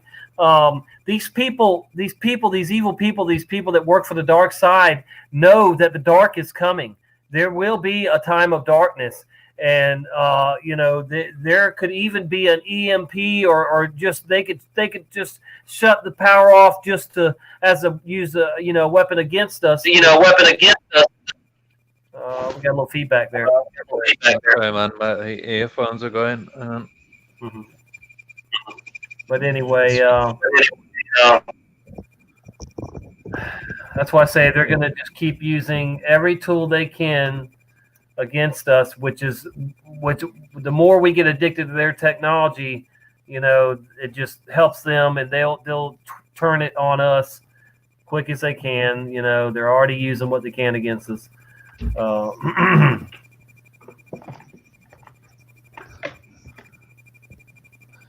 What are your thoughts on the colliders, Tommy? Yeah, I mean, we can talk about it. I mean, they're a part of AI. The AI is a big part of that. So why, I mean, look at all the theories that people say that it's the ME, the Mandela effect is a side effect of what they're doing. They're at CERN and around the world. It isn't just at CERN. They have those colliders all over the place conveniently. And they're building bigger ones, wanting to build bigger ones. China wants to build the biggest one in the world, and all this crap. You've got, I mean, they want to try, they want to be able to manipulate time and matter and anything, space and whatever, all that crap. They want to be able to, and they may be faking it now. I don't know. They maybe have already tapped into so much sorcery, so much witchcraft, and so much, they might be already tapping into other dimensions and getting help from the other side. I don't know. It's just, there's so much going on. I know they're putting all this stuff out in the movies to either scare us or to show us what they want to do or they're capable of doing, or, but yeah, they've had plans for artificial intelligence for a long time, and they're using it, as much as they can already, but it's not, it's still coming online, I guess, but probably a combination of all of that, man. I mean, like you get the cloud city in China, you've got the Wuhan 500, the 5G rollout, the fucking the SARS, it's all related. Everything comes out of China. Yeah, there's no coincidences anymore. None, in my opinion. Right, exactly. But yeah, it's weird, man. That's a good question. Is the AI self-aware, or is it just a clever software programming? It's probably both. But I tell you right now, when the fallen angels fall, when the Antichrist comes on the scene, he's gonna be able to make all of the technology work for him. And he'll have his hand in everything, so his tentacles, it's gonna get nasty, I would assume, if they get their way, and it's coming. I kind of agree. Like I didn't even, like, last year I would never have thought that the Pope was, well, the Pope is the official false prophet of the end times. He's the last Pope. We know, don't we? But yeah. Yeah. Yeah. Unless he's killed tomorrow or something like that, and there's a new Pope or whatever, I think he's the last Pope. But I know, and I furthermore think he's the very official false prophet of the Bible, of the Revelation, and we'll see who the Antichrist is soon enough. We don't even have to guess about him. We'll just see we know it's coming. and it's going to be whoever the Jews pick as their Messiah, whoever they see as their next Messiah. And some of them think it's Jared Kushner, some of them think it's Trump, some of them think it's Obama, some of them think it's this, that, and the other. We can only speculate, but still, whoever the Jews pick as their one and only, in the near future, that's who will be the Antichrist. That's who the devil will possess, or whatever, as the world leader at that point, the Antichrist. Well, no, I'm doing a show. I can't hold you right now. Man, she's silly girl. You got everything you need. It's not dinner time yet. It is getting close. I get that. Yes, it's close to dinner time, but not yet. Little booger. Boy. She's getting more vocal as time goes on now, it seems. But normally just to beg. She didn't do that before much. She was just quiet. But, so let's see. Yeah, Don says Mel Gibson. No, I don't think Mel Gibson. I don't think it's Mel Gibson. Kushner is a possibility, yes, and he looks like a serpent, to me. Kushner just looked like he's ready to get you, I don't know, man. Nah, I don't think so. I think it's Mr. L. Popey Popperson. Well, that's another coincidence. No. Rome The shut Pope down. is not the Antichrist. Don't get them mixed up. There's a false prophet and there's an Antichrist. Yeah, he can't be both. He can't be both, brother. Yeah, there's an Antichrist and a false prophet. They work together, whatever. But the false prophet's here now, propping up the Antichrist, and that is Pope Francis. Is dude. He didn't take a man. He's a Jesuit. He is 100% a yes man for Satan and his agenda. So yes. Our brother Fam says, thinking about AI character in the film Alien, they've known for a long time. What about the movie Artificial Intelligence? That's old too. That's an old movie. AI. Old AI movie. Yeah, they've been telling this stuff for a long time, long time, and I'm not convinced that in the days of Noah, that they didn't have technology. I believe they had some kind of technology similar to what we have now, and they were trying to do the same things we are. That man is trying to do now, manipulating DNA and all that kind of stuff. There's just it's history repeats itself over and over and over, and we're getting to a point where man is just constantly thinking about evil. Not us, but there's too many men and women out there that are on the side of evil. And look how things have ramped up. I mean, we've gone from horse and cart to all these electronics and all these deceptions, and man, and you think about there must have been something back in the day. I mean, look at them Incan walls, where they've got seamlessly created walls. They must have had ancient tech. You can't have laser pointed drill bits and shit back in the day.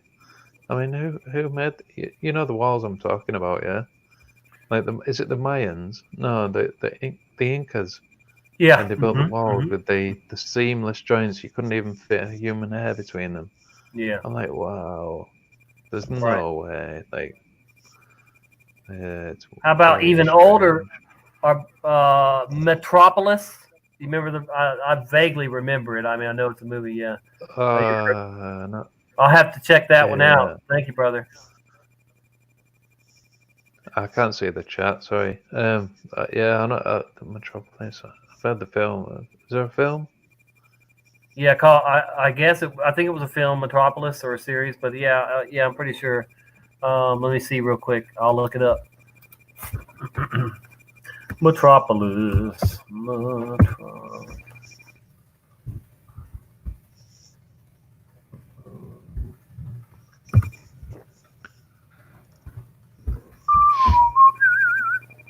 I think I spelled that wrong. Let me see that spelling again. Metropolis. If you want to know the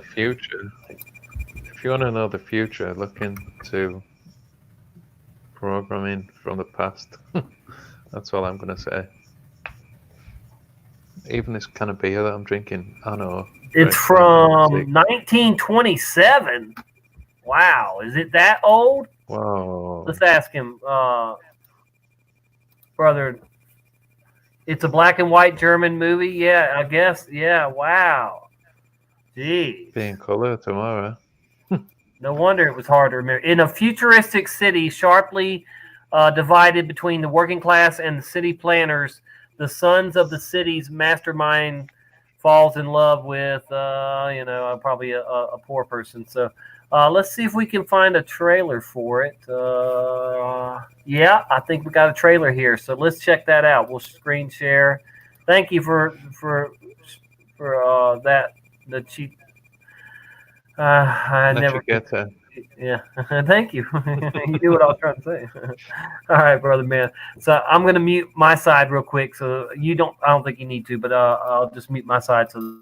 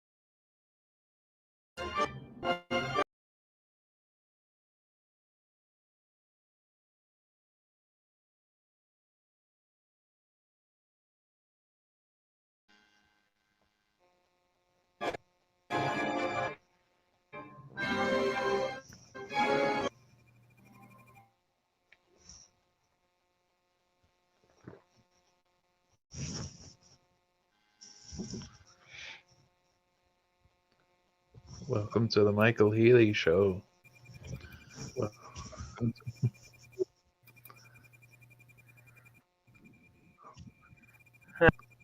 Did I drop out? No. All right, hey. So what do you think about that? Yeah, there's a lot of stuff in No, I there, can't see your whatever. face. Yeah. I could see the chat. You can hear me, right? Oh, yeah. Hello? Can't you hear me? I can hear you. Okay. Okay. So yeah, that was a lot of symbolism in that movie too, apparently. Can you hear me? Yep. How about now? Is it better? No. Better? Yeah. Is there a delay or something? Can't see you though, Tommy. You've got your icon. I know. I've got it. I know you can't see me, but I'm here, right? Mm-hmm. Hello. Yeah, that was weird. Okay, so it just was. I was playing it too high quality probably, and it was buffering. That's all that was going on there. All right, so yeah, thanks for sharing that with us, though. I'll probably watch that movie sometime. I might have even seen it at some point too, and I just can't remember. But I've seen a lot of movies, lot. Even silent movies, though, too. So it is 4:05 here. In 15 minutes, it will be bucket bong time. The last time I did a bucket bong, people left though. I scared some people away. But hey, man, I'm gonna be me. I'm Tommy. Tell the truth, and I'm trying to be an open book with you guys, and even so much as what I research, I like to share with you guys. And for your sakes, most of the time it's stuff that you're already seeing in other channels too. We're all going down the same rabbit holes at different times or whatever. But I definitely spend 2 to 3 hours a day, sometimes longer, on research. Just looking into what's going on in the world. Yeah, we have to rest to stay the best. So we understand if you got to go sleep soon, brother. We get that. We all have to rest, stay the best. It is a nice day outside today. I should be out there working on my Cadillac. Worked on it yesterday, and I think my buddy might have loosened up a transmission line or something, whatever, maybe punctured one or something, and it's leaking out transmission fluid now. So wasn't doing that before, so I've got to figure out what's going on with that. And anyway, that's just my worries. I still got to fix my Acura. I got to change the water pump on it still. So plenty of cars Sounds like to a work on. gasket. Always a car to work on. Even new cars break down, so you're always working on something. Yeah. April Fool's is coming soon. Yes, the month of April. My daughter will be 14. My youngest daughter will be 14 in April, on the 13th. She'll be 14, and I haven't seen her in like 7 years now, and it's getting to me. I really, really miss my youngest. All right, so March Madness. I heard the basketball is canceled. The rest of basketball is canceled or suspended. All games. They're not going to play them without an audience, and they're not allowing the audience to be there. So I guess the rest of the NBA games are going to be suspended. I don't follow sports, but my sister told me that. I just think it's absolutely crazy, man. Like, I must have had about 30 odd people by now telling me about this bloody virus. Brother Voynich is in the house. Sorry. Seeds. All right, Brother boy. Voynich. Yeah. Boy, jump on, boy, because I can't think of anything. I'm useless. I was gonna say, how many people have come up to you, Tommy, telling you that this beer virus is real? No, nobody. I mean, no. Well, I'm not gonna say nobody, but nobody in my circle, believes that it's much to worry about. And my sister brought up, well, she's like, how come we have plenty of toilet paper around here, but like Washington or Oregon or whatever, those places out there don't have any on their shelves? And I'm like, this could be all planned out, and they could just be stopping the shipment to of toilet paper there to make it look like everybody's panicking and freaking out too. So don't forget, the media can manipulate everything and anything. And I want to remind people often that they pass that propaganda law so they can lie to us about anything and everything, and they do it anyway, but they have the right now to just propagate, to just lie, just tell you anything that they want to, and it's okay, but it's not okay to us. We know better. But so don't forget, they can make up whatever they want, and they always have, but now they have permission to do it. And they're just programming all the indoctrinated ones, and they're literally every single one's falling for it in the UK. Everybody that I know anyway. Even when I point out the obvious, even when I show them the Kuhn's book, even when I show them the Dan Ashley videos, I've even emailed my uncle and my auntie, and they're both coming back to me saying, yeah, that book could have been published yesterday for all you know, don't believe the hype. I'm like, well, hang on, I've cross-referenced it, I've verified it, it's right. And there's no getting through to them whatsoever at all. It's like, it's sad. The programming is it's strong. It's too deep. The delusion is strong. It's worrying, really. Yeah, but we've got to pray for people, not just our families, but we just got to send the right vibes and prayers out, because man, these people they're the ones that are falling for it. They're just going to be they're mistaken, and they're gonna if they anybody that goes into the hospital or the doctor and says, I think I've got it, man, Man, there was one guy at a place I work for. He self-admitted he rang 111. I was like, oh my god, really? Man, Jeez. I am not going Well- nowhere near a doctor Well- unless I'm, falling over dead for some reason. But I don't know. Then I'll take death over what they want to do to me. What do you think the end game is? Like, how long can they play this thing? Oh, I mean, this is long, isn't it? Well, compared see, to all the other they've tried it before, so we're on their time. They're going to do what they've always tried to do. I mean, or you can look at AIDS. That's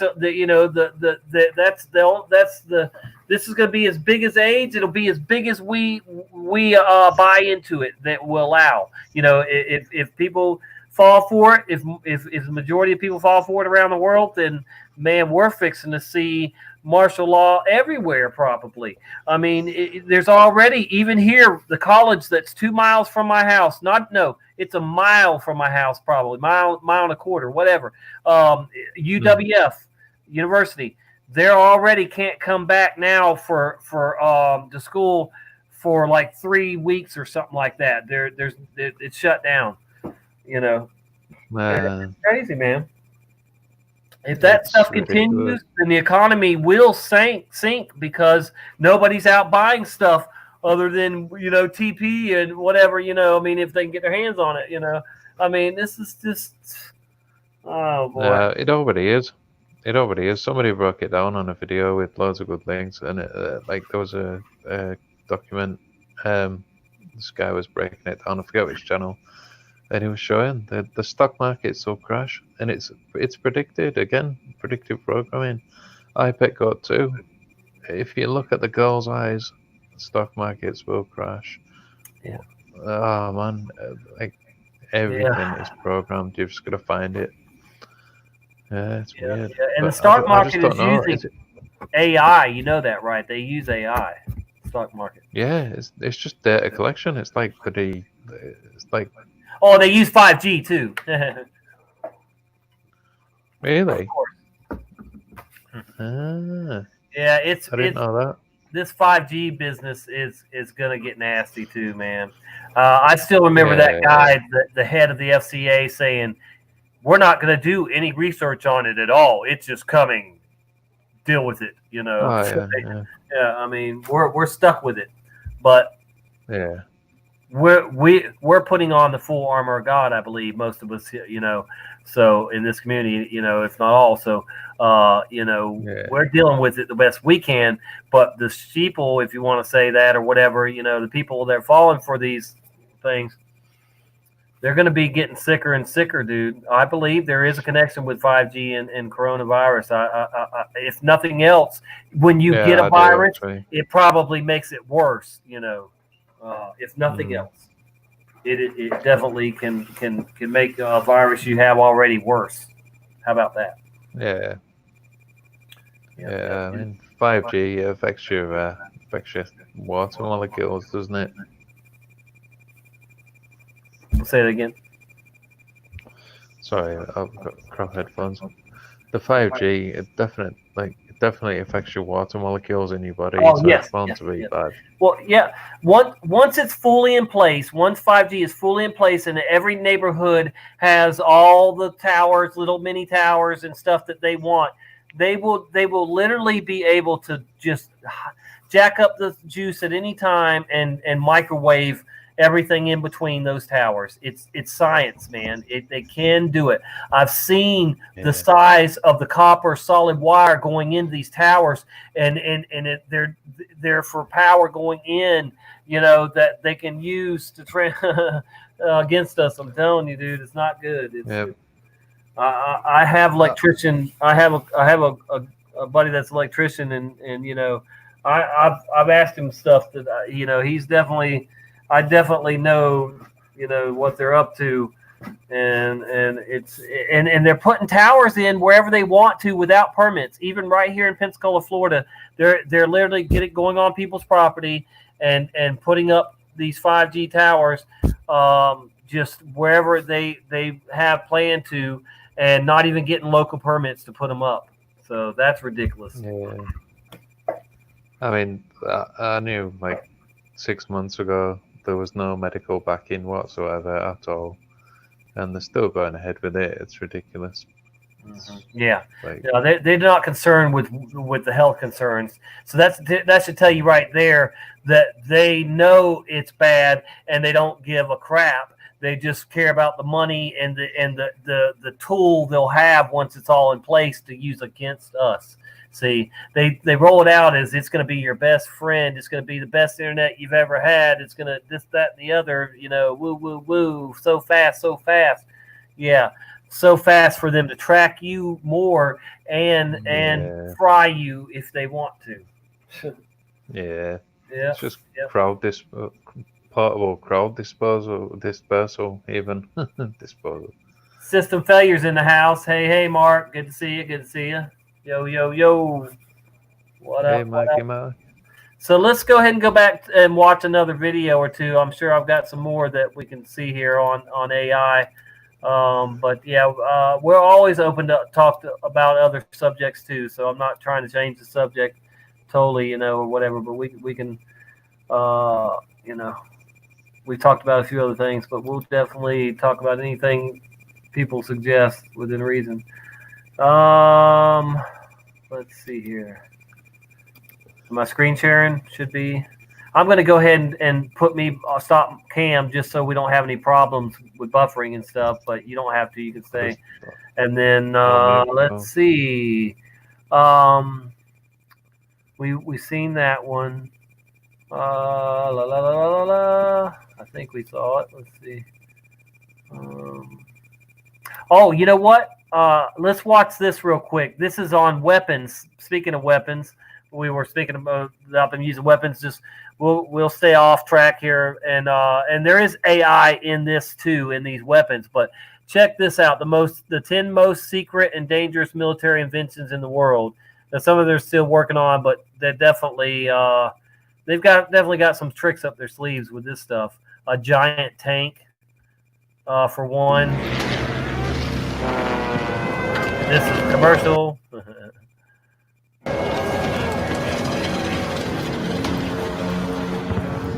Okay.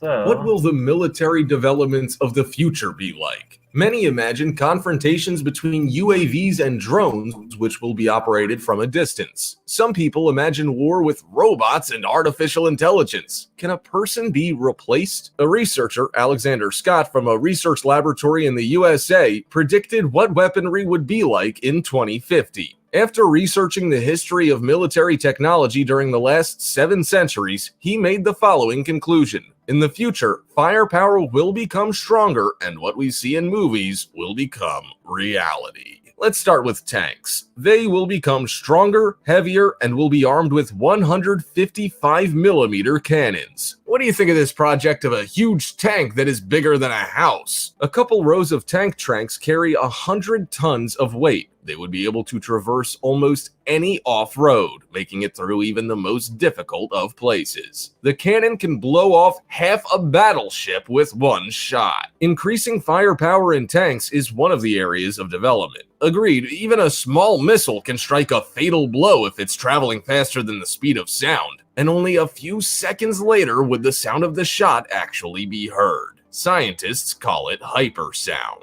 When a shot is taken, only the flash can be seen, and so the enemy can be eliminated before he realizes that the battle has started. And though it's assumed that tanks will be on autopilot and on a homing site, a person would still have to operate this dangerous machine. More likely than not, it would be a specially trained infantryman with an example, the Talos, or Tactical Assault Light Operator Suit A exoskeleton, navigation system, communications, monitoring of vital signs, and, most importantly, light liquid ceramic. Now work is being conducted to cheapen this armor in order to equip it to different units of the U.S.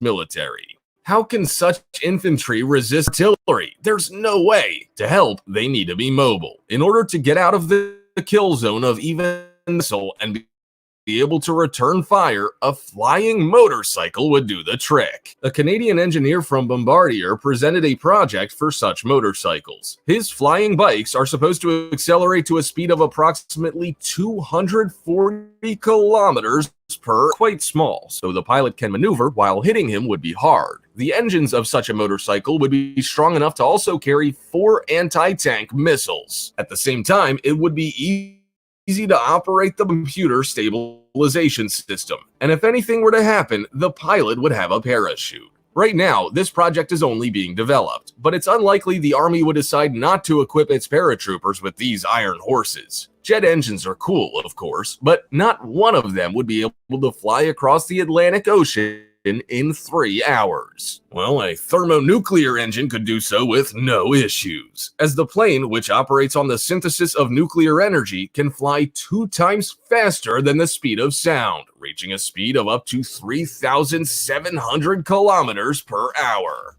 We're not talking about drones, but about monstrous planes which carry passengers on board. For military use, it means lightning speed deployment of paratroopers or an evacuation, while for passenger travel, it is an actual revolution. Such a plane already exists, though truth be told, only as a project by the Spanish designer Oscar Vinalsa. He calls it the Flash Falcon, and it looks more like a spaceship. The plane has 2 big advantages. First off, the thermonuclear reactor is economically better than a normal engine, so such a supersonic plane is actually a green technology. Secondly, the reactor can utilize used fuel. This would allow the plane to be in the air for months. Impressive, right?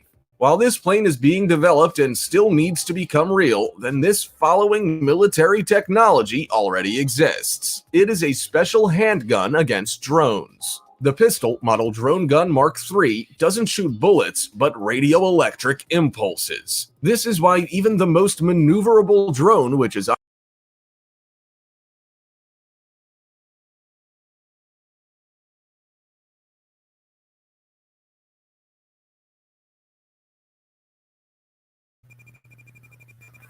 Are we still here, I wonder? I guess I'm having some buffering issues. Crazy, crazy. Let me see if it'll play now. Nope, I don't think it's going. All right, anyway, so let me change this banner real quick.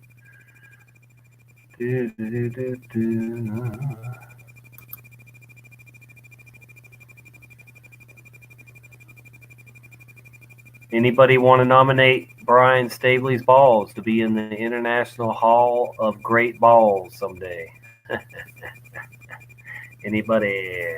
Put a 1 in the chat if you think Brian Stabley's balls should be in the International Hall of Balls, Hall of Great Balls someday. Oh dear. Okay, let's get back to being serious here. We are blessed to be the best. It is 4:20, folks. So I'm going to go ahead and pack up some more of the runts. Tell me in the chat if you've ever had any runts, the strain runts. Ooh, very good stuff. Hey, Giggles, good to see you. Yep.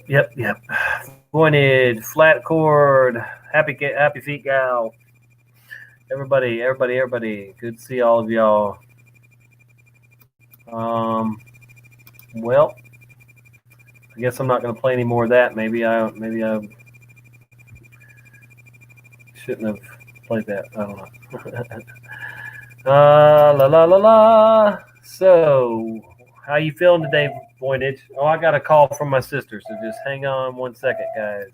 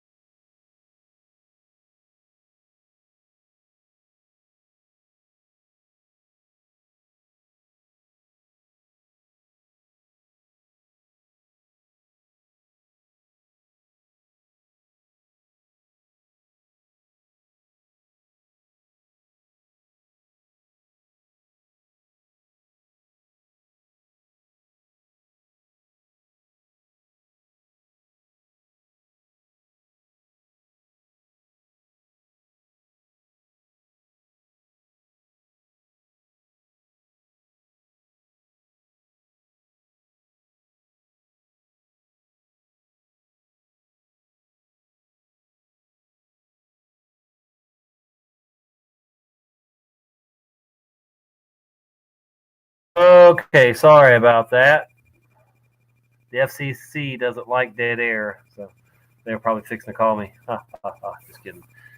Anyway, so it's cloudy and dreary here today. Hopefully, we get more rain. We've had another drought winter this year. I'm sorry to hear that, fam.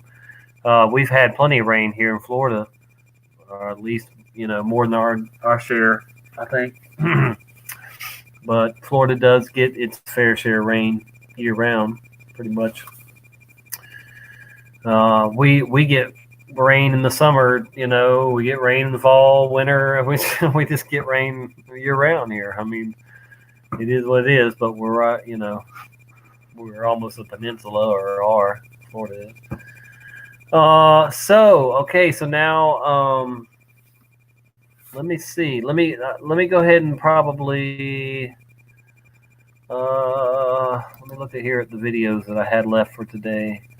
Artificial intelligence. We watched that. We watched that.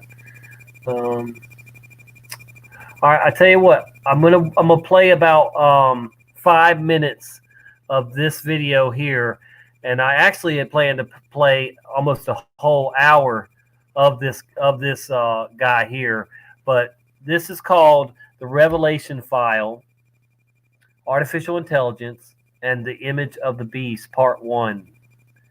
And so it's 28 minutes long. Part 2 is 28 minutes long too. But I'm not going to play all of it. So I'm just going to play, a few minutes of this. If y'all like it, we might play more. I don't know, but whatever. But don't run off. Don't get scared that I'm, playing another biblical video. Believe me, it's all relates. So, all right. Let's see here. We are on screen share still. It looks like. Did anybody come back? Let's see. I'm gonna put the link in there again. If anybody wants to join me, if you joined me before or whatever, even just come on in. We'll talk about whatever we're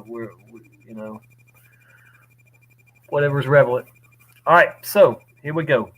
I'm gonna get back. I'm gonna play this little video here. I'm gonna get get a hit ready, and then I'm gonna do a bucket bong, and we'll go from there.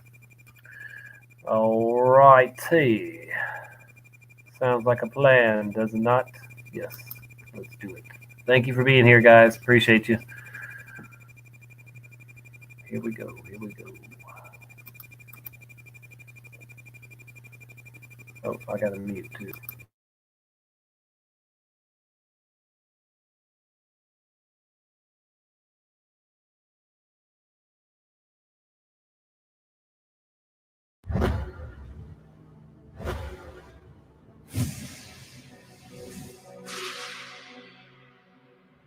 Good, host of the Revelation File. We welcome you back to our program.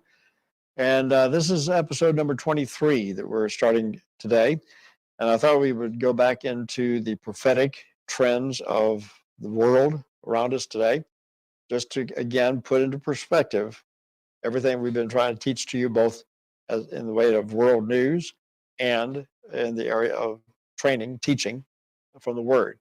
I'm not assuming that anybody's ignorant, but I do want to bring your attention to the deeper things, both in Scripture and in the world, that are not generally being covered by the media, especially not from this perspective. But there's a lot of prophecy teaching out there today that also does not hone in on these type of things. And perhaps we can start a new trend. Who knows? But today, episode 23, and again, for starters, we will be having some videos in this program, the next two programs. And so we always start each program with our fair use doctrine statement here, just to, again, put everything in perspective. This is a teaching, information, media-centric ministry. And it's designed and intended to teach and to educate and to inform our viewers of the times that we're living in relative to end-time Bible prophecy.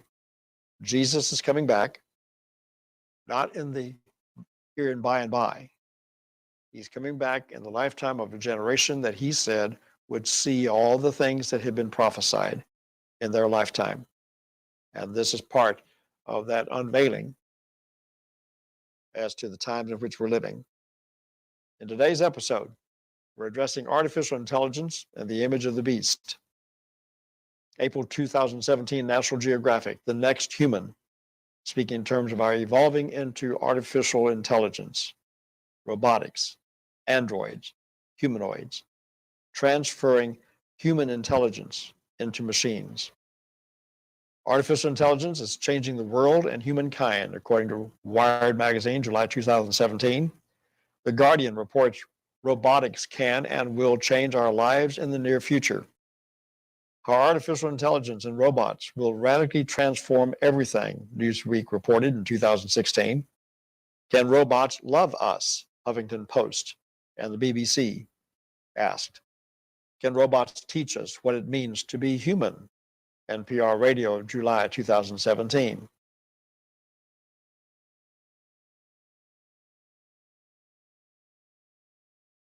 Talking about this, especially in the context of untimed Bible prophecy, will. Mark 7, what I say to all,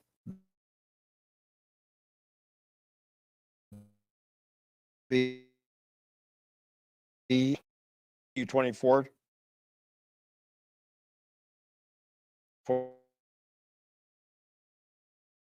22. Except those didn't, there should no, but the days will be shortened. Meet Sophia, here late, the world's granted full sovereign nation in 2017. She was at a technology conference in Saudi Arabia. First of that conference, full citizenship, and she the world we're living in.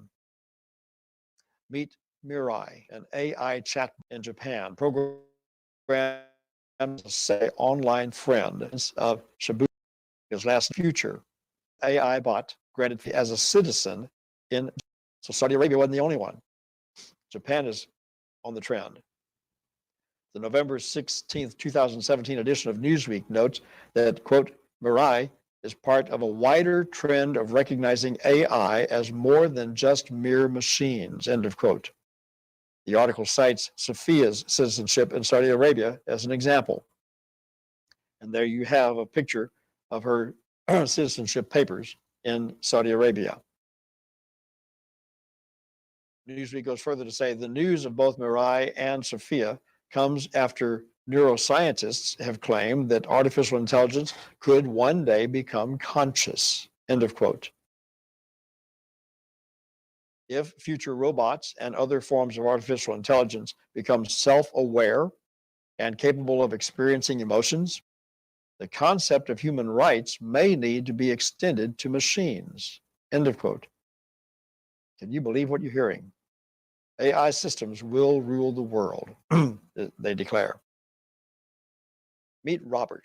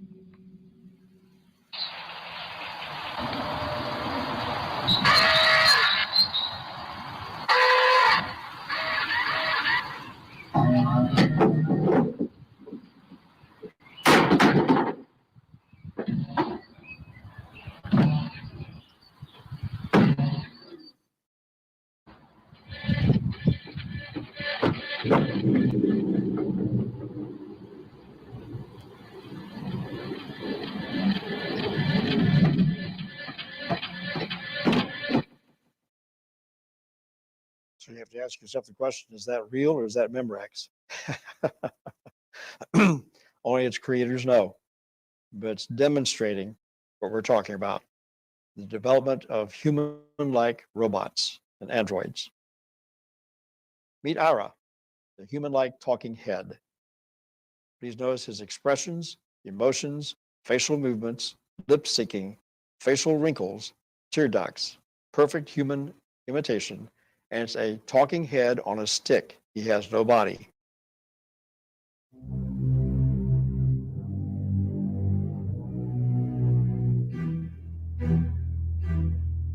I ordered a yogurt parfait, and the whole parfait was fruit, frozen fruit. There was no yogurt. It's supposed to be half fruit and half yogurt. The whole thing is frozen fruit. I ordered a yogurt parfait, and the whole parfait was fruit, frozen fruit. There was no yogurt. It's supposed to be half fruit and half yogurt. The whole thing is frozen fruit.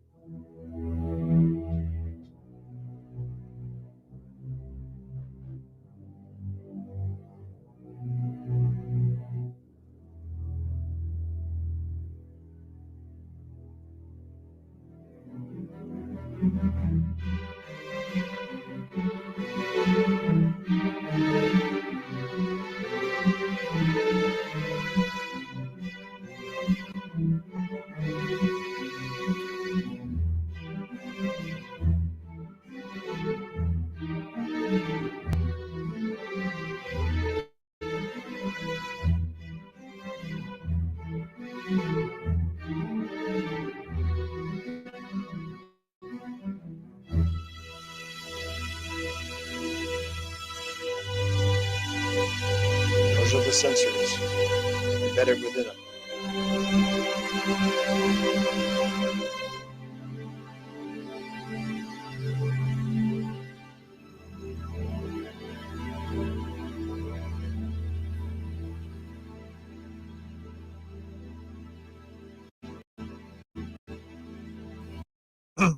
You can hold full conversations with Ira, the android. A growing army of human-like replacements are on the scene.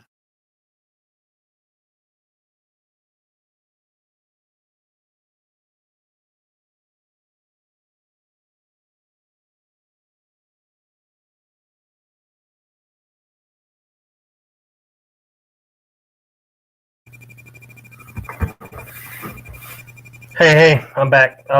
So yeah, that last head was kind of creepy to me. But didn't you said that one robot wasn't creepy flat, but you said that before he started running, and seeing him running, that's a little creepy. But not seeing him move like a regular robot wasn't. But yeah, if it can run, Anyway, there will not be a day that we cannot tell computer input a human, whatever. Yeah, I between the difference. Yeah, I get what you're saying, Jake. So let's see here. It is time to do a bucket bong. I hope nobody leaves, and I'll give my disclaimer on that real quick to you guys. I only medicate with green, with THC, with kratom. See here, I got kratom, and CBD. I don't take aspirin. I don't take ibuprofen. I don't take anything that comes in a pill form from a drugstore or from a doctor. So, I lost some people earlier in the live stream because I did a bucket bong, but I'm not doing the bucket bong to entertain you. I'm doing the bucket bong to medicate me. And I do 1 an hour, 2 an hour if I need it, if I'm really hurting. But I don't mind explaining myself. I'm just saying. But if you're gonna demonize me for using marijuana, then well, it is what it is. You're gonna demonize me, I guess. But or say I'm bad. But anyway, so And I am going to do a video probably later. I'll make it on how to make a bucket bong because people have asked me. So I'll make a fresh one and show you how I do it. And I'm even going to make the bowl when I make one later for the video of how to make a bucket bong. I'm going to make a new bowl too. This is a bowl you can buy at the store for a bong, but you can use it. You put it through the cap and screw it on there. But you can use a socket, which you'll see later. I'll use a socket, a tool socket, Yep. All right, so let me get this over with, and then we'll go back to that video.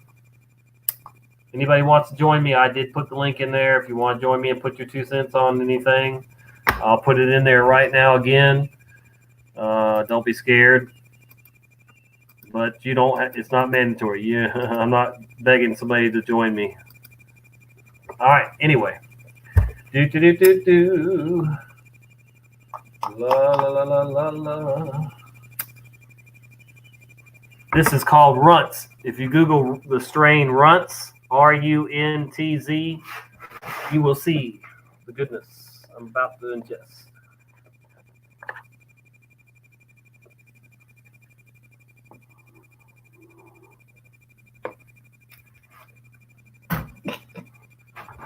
Oh, yeah.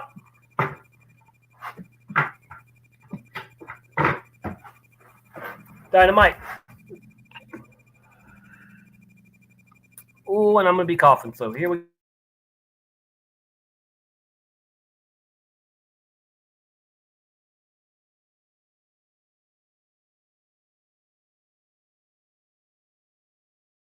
This is artificial intelligence on steroids, one source reports.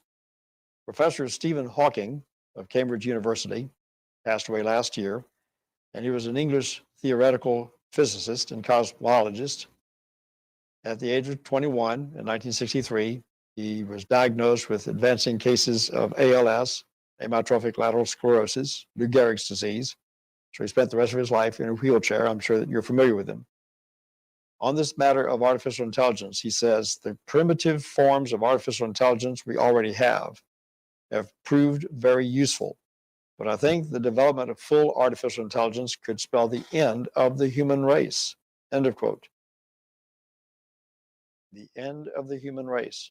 Remember what Jesus said, unless those days be cut short, no flesh would be saved. But for the elect's sake, those days will be cut short. Interesting. Matthew 24:22. I just quoted it to you. No flesh would be saved, but for the elect's sake, those days will be cut short. Elon Musk, Canadian inventor, entrepreneur, CEO of SpaceX, he has some concerns about artificial intelligence too. Watch this. Quoting, "We should be very careful about artificial intelligence. It's our biggest existential threat. With artificial intelligence, we are summoning the demon." End of quote. Wow. We are summoning the demon. According to the American Dictionary of the English Language of 1828, a familiar spirit is a demon or evil spirit supposed to attend to a call, summoned. It's the only dictionary I've found that actually has a definition of familiar spirit. And I have a copy of the 1828 Noah Webster Dictionary, one of the first. And that's what he says. It's a demon that's been summoned.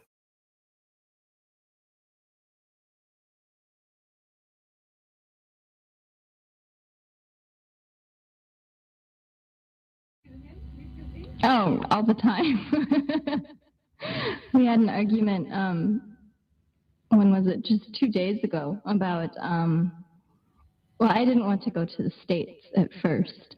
And it was supposed to be for the whole family get together.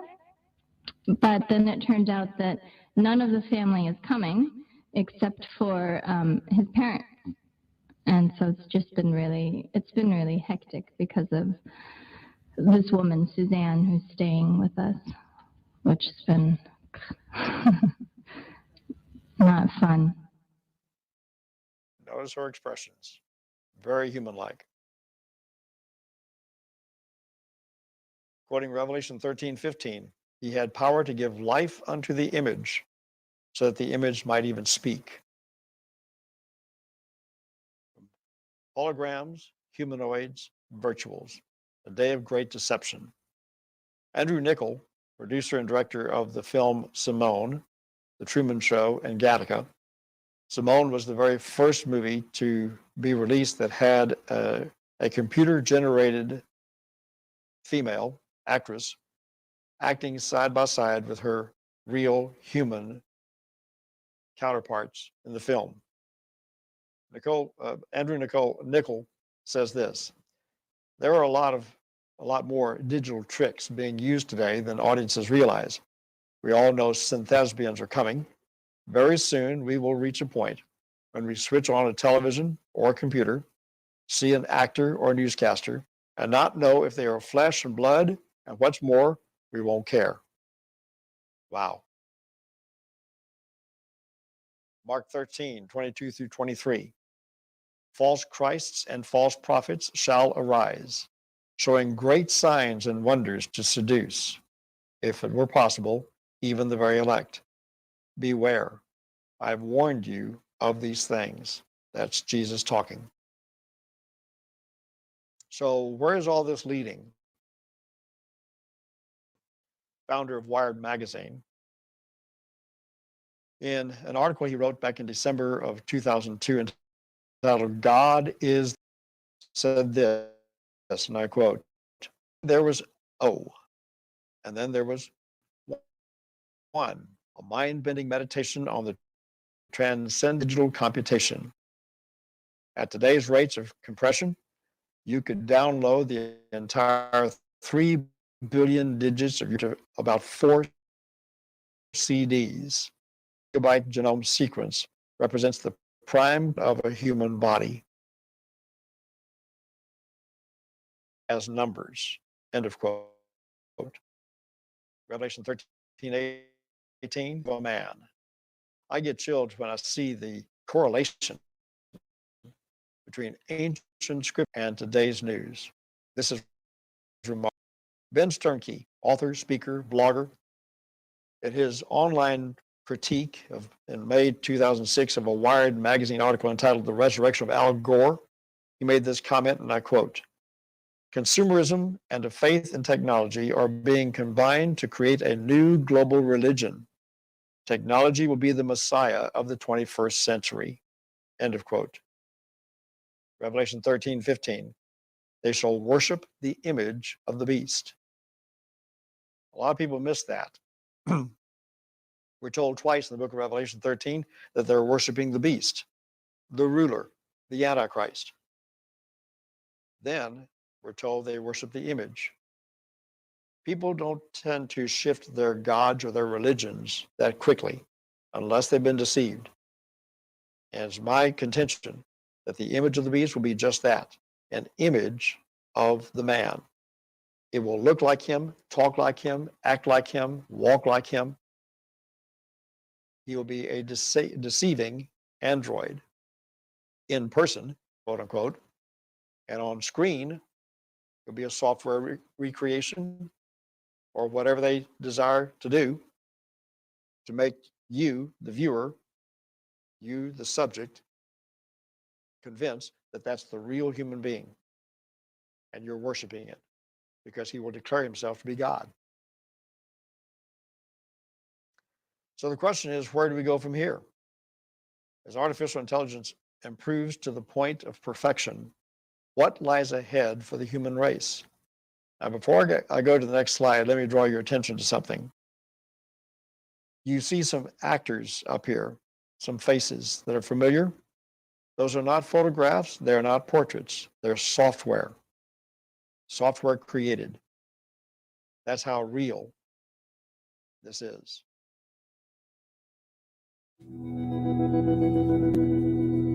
When we develop AI machines that can think like a human, will that make machines human?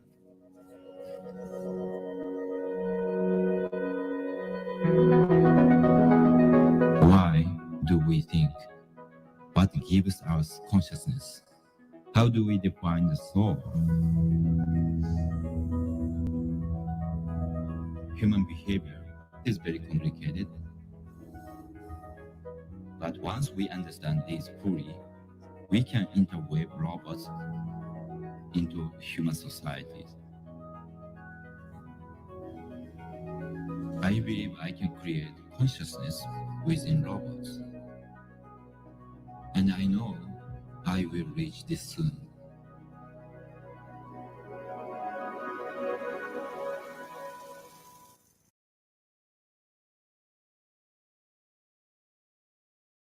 Revelation 13:15 once again. He had power to give life unto the image of the beast, so that the image of the beast should both speak and command.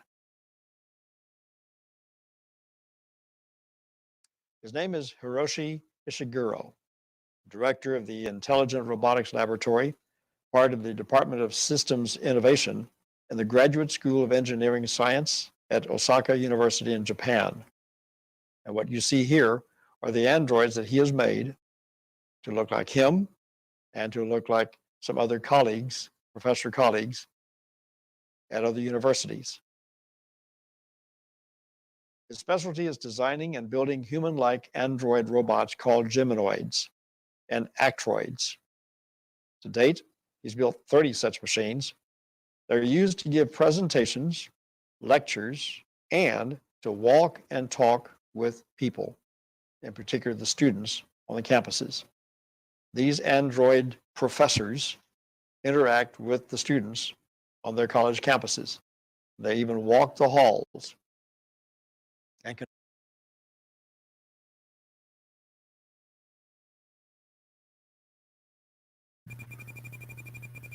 That's insane. Robot professors, y'all. Did you see that? Wow. Cuckoo, cuckoo. Man, I'm not believing it. Walk the halls and talk with the students. Oh boy. China is nuts. China.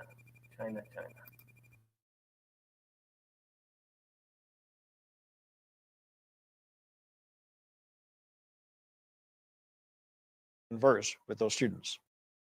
This is remarkable. Wired Magazine. In the November 2017 Wired Magazine, Ishiguro was featured in a 20-page report on the future of human robots review. He raised these questions basic to being human. What is it to connect?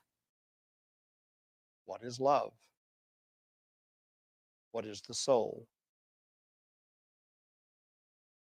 He's quoted as saying, these things we can now reduce to programming and software. Wow. Human emotions put into mathematics. Wired raises the question, are we crossing a line?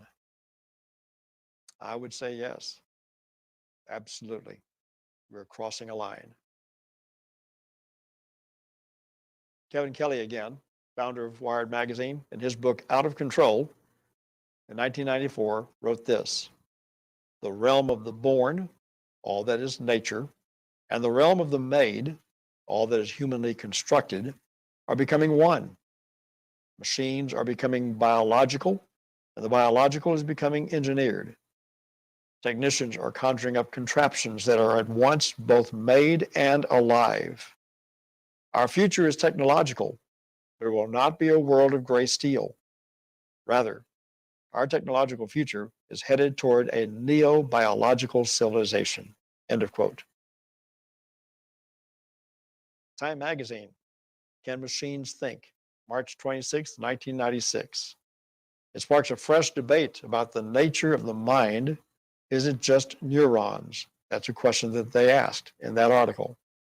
Quoting, the better these seemingly soulless machines get at doing things people do, the more plausible it seems that we ourselves could be soulless machines too.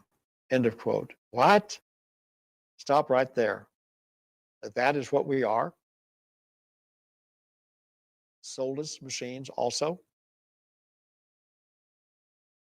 I'm sure that the atheists and the evolutionists would like to think that.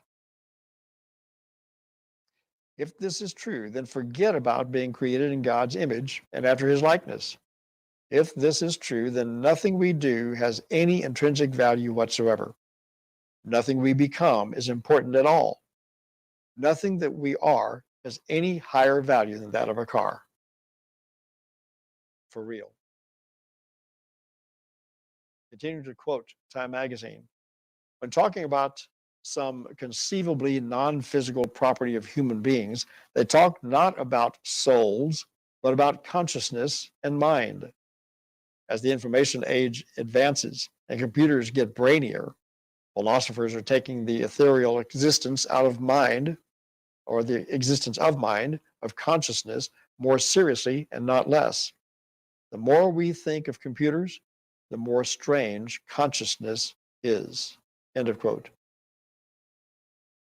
Are we crossing a line? No flesh would be saved. Wow. Artificial intelligence is smarter when it's open source. Wired Magazine, May 2016. Facebook's deep neural networks mimic the millions of interconnected neurons in the human brain. End of quote. Going on to say, the world's most powerful tech companies are racing to create machines that think like humans. Deep neural networks are webs of hardware and software that mimic the interconnected neurons in the brain. Facebook uses neural nets to identify who's in your photos and what goes into your newsfeed.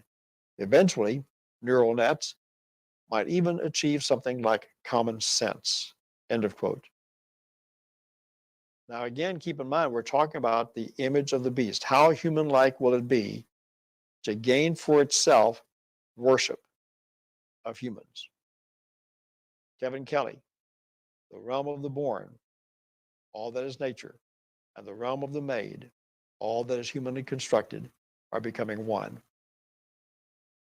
Ray Kurzweil wrote a book entitled The Age of Spiritual Machines.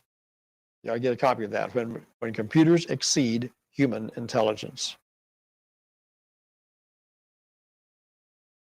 Jesus said, I have warned you before it happens.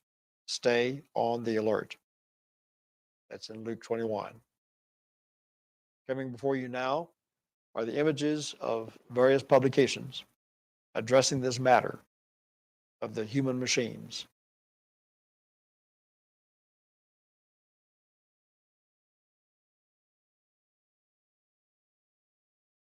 Stay on the alert.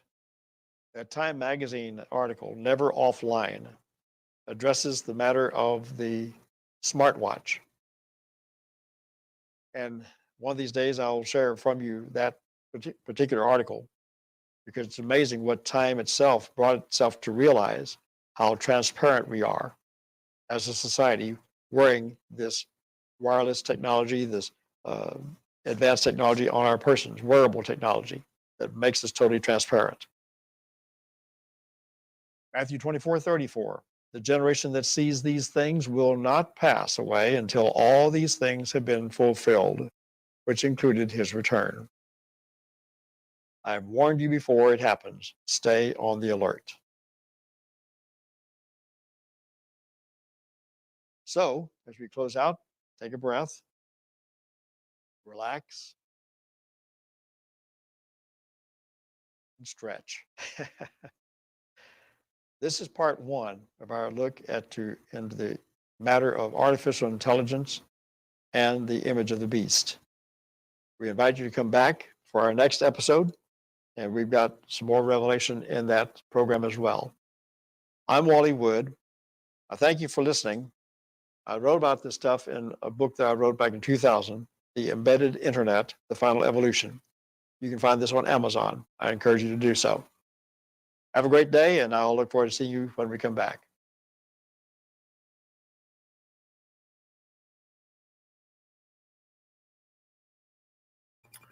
Well, there you go, folks. That was part one, and I did have plans to show you part two if everybody wanted to see it, but I see we've lost a few people.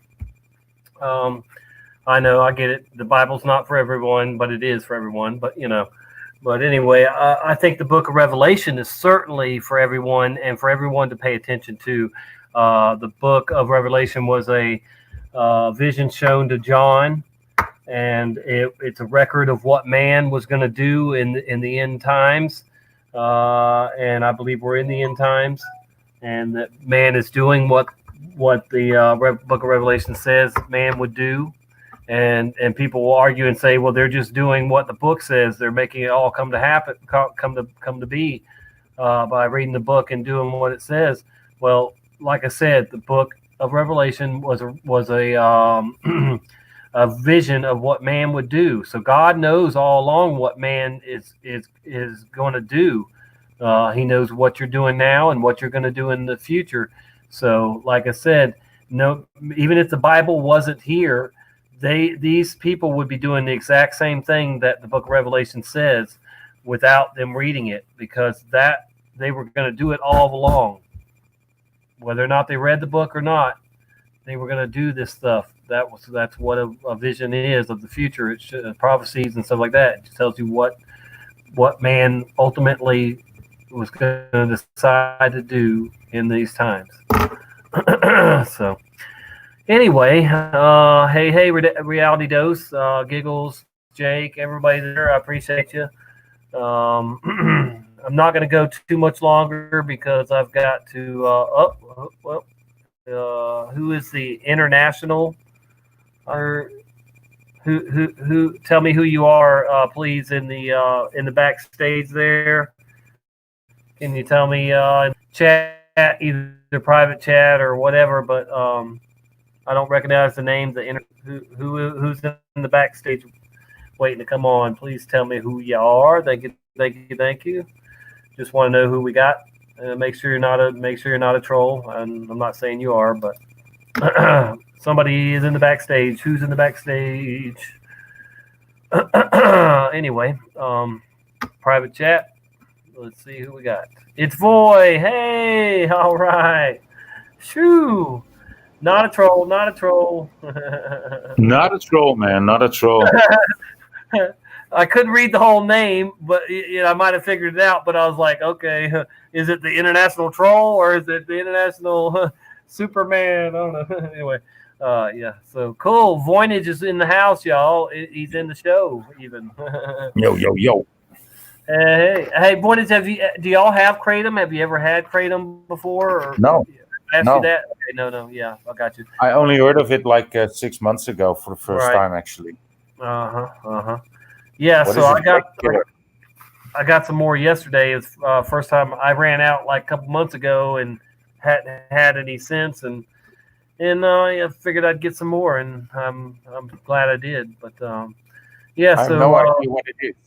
Is it a leaf or a powder, or I don't know? Oh, yeah. Hold on, I'll screen share here. Okay, so see right here, they're capsules, and it is a powder, but it comes from a plant. They just grind up, I mean, any other plant you would, but yeah. So this kind is called Mangda kratom, which is supposedly the second best kind you can get. There's a red vein kind that's and there's many red and green and white veins too. But anyway, this is supposed to be the second best kind, and it's the best for pain though that you can get. That particular kind apparently is the best for pain. So, and it is helping me very much. Yeah. Here I am doing almost 3 hours live, and I haven't eaten anything yet today. So you can take you're supposed to take it on an empty stomach. You don't have to, but it's recommended to take it on an empty stomach. And so it works. It works. It's yeah. Good.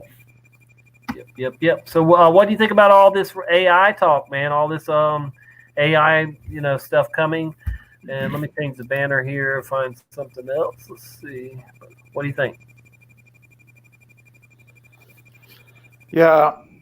Well, what do I think of AI? I think that AI. What did I read? Like it's trying to develop emotions. Did I read something like that? Did you say something like that? Oh yeah, they're definitely, they're always been working on that. So But that's yeah, they want them. I mean, if that happens, right, then I know how a human works. I know how your mind works. I know how my mind works. It works on emotion. First you have an emotion, mainly physical, and that sets off your mind. That inspires you to think, to whether to do it again or to leave it. So emotions run thoughts, or they ignite thoughts. This is not the case with AI. AI has information and a capability of processing information, but AI doesn't have emotion. So AI doesn't have real knowledge. It only has information. It doesn't have empathy. It doesn't have empathy for sure. It doesn't It'll have never be able to. empathy. It will not recognize time. I think it will not.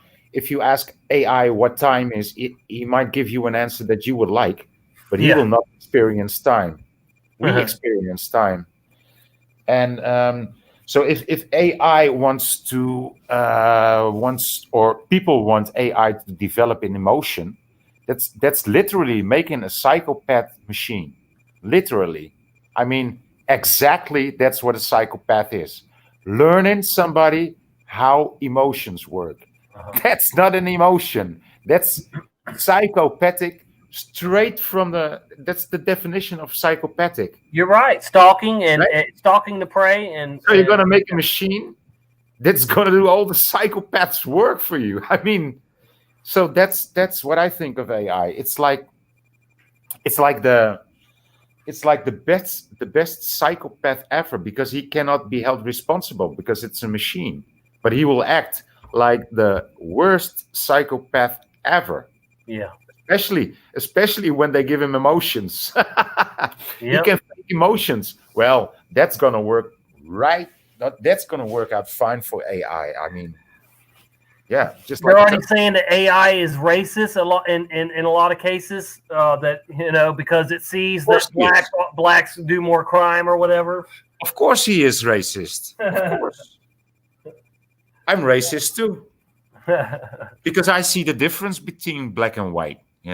So that's racist. Well, yeah, but I love all people. I love all God's people. I mean, I don't love Satan's people. Don't get me wrong. But there are people of all colors and races that are loyal to both. Or loyal to one or the other. I mean.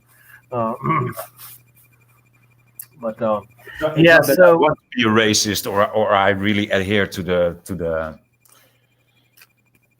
theory of racism, but there is a difference between people, and it's not like you can.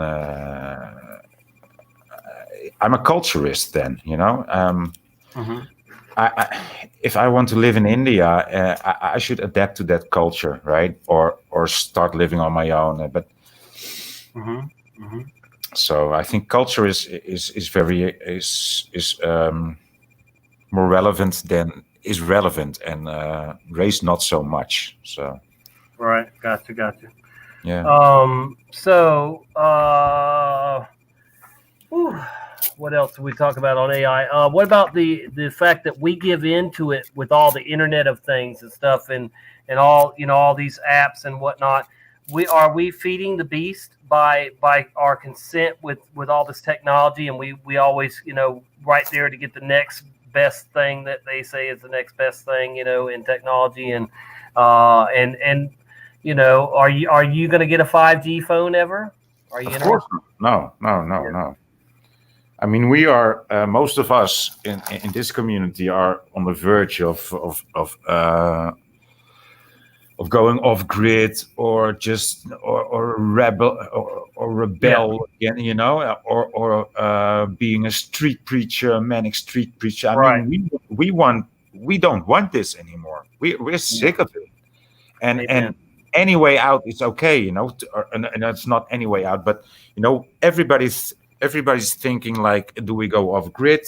Are we going to inform the people?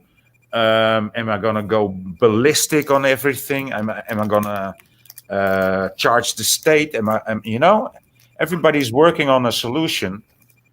So do you think they're waiting on us to do that, to actually make our move and band together, or whatever, and then they'll just go, oh, okay, well, see, now we got a true enemy here. You guys are, joining your own. You're making your own community. You're hiding from the rest of the world. Doesn't that just further make us look like we're crazy and dangerous? Because might very well be. Yeah, might very well be. If only it was they don't do anything. They can only react, or that's the game that is played. They are not the creators. They are not the creative kind. They are not the ones that speak truth. They are not the researchers. They're the thieves. They are the narcissists. They are the psychopaths. They are the weird guys. We're the normal guys. So actually, we are in charge. Mm-hmm. They need us. So it's when you ask me like, are they waiting for us to do? Yeah, of course, they're always waiting on us. They're always waiting on us, on you and me, on the creative people, the good people. Yeah, they're always waiting on us to stand up and speak up or make a move. Yeah, and react to that, and nothing will come from them. Nothing but restrictions and rules. Yeah. Hey, system failure in the house. Hi, Mark. So they have so many ways to use AI against us, 5G against us. So I mean, at some point, don't we, the people that know what's going on, shouldn't we stand up and speak up more, because we where most people don't see what they're trying to do when they get all this implemented, and it seems to be to only control us, track us, and enslave us more, right? Well, yeah, you're right, but consider my situation just like the Truman Show. Yeah, do you think that Truman could wake up his environment? I mean, the hope, you have to hope. One has to have hope, but no. But really, just imagine yourself this script. If Truman found out that he was the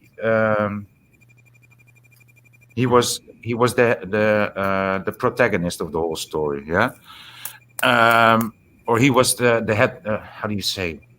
The main role, the leading part, leading role. He was the leading role, not in the movie only, but in the actual in his actual realm. The instigator, yeah. Yeah, but he couldn't wake anybody up. When he would tell to people, listen, it's a fucking show and you're all actors and I'm not buying it anymore. Mm-hmm. It's useless, because everybody would say, huh, what are you talking about? Because they're just acting along. So that's my position, really. It's useless. I know they're all actors. I really know they are all actors. It's not something I would like to say. I really know they are all actors, including my mother, my sister, my friends, my so-called friends, my neighbors. They are all actors. All of them. Right. So it's useless for me to go out on the street and say, people, please wake up. There's something else going on. Because they know something else is going on. But they will never admit it. Right. Are you familiar with the Mona Lisa Mandela effect? Yeah. All right. Well, I got something I want to share with you that's AI related with the Mona Lisa real quick. Okay. I don't know if you've seen it, but if you haven't seen it, this is something here. I haven't seen it yet that I know of, but let's check it out real quick here. It's only 30 seconds long. AI brings Mona Lisa to life, it says. Of course, we're going to have an ad.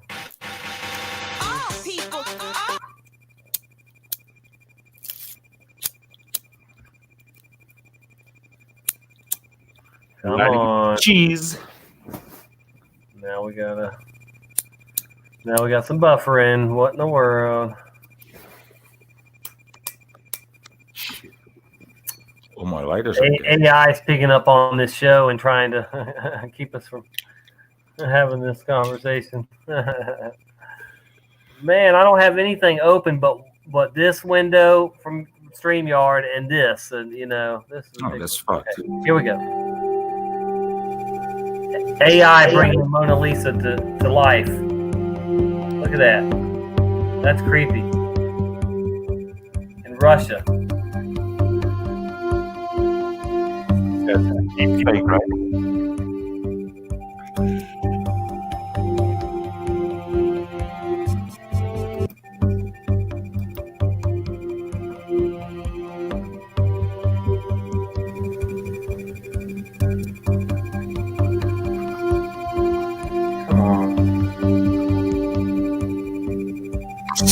Fucking smiling. Talking.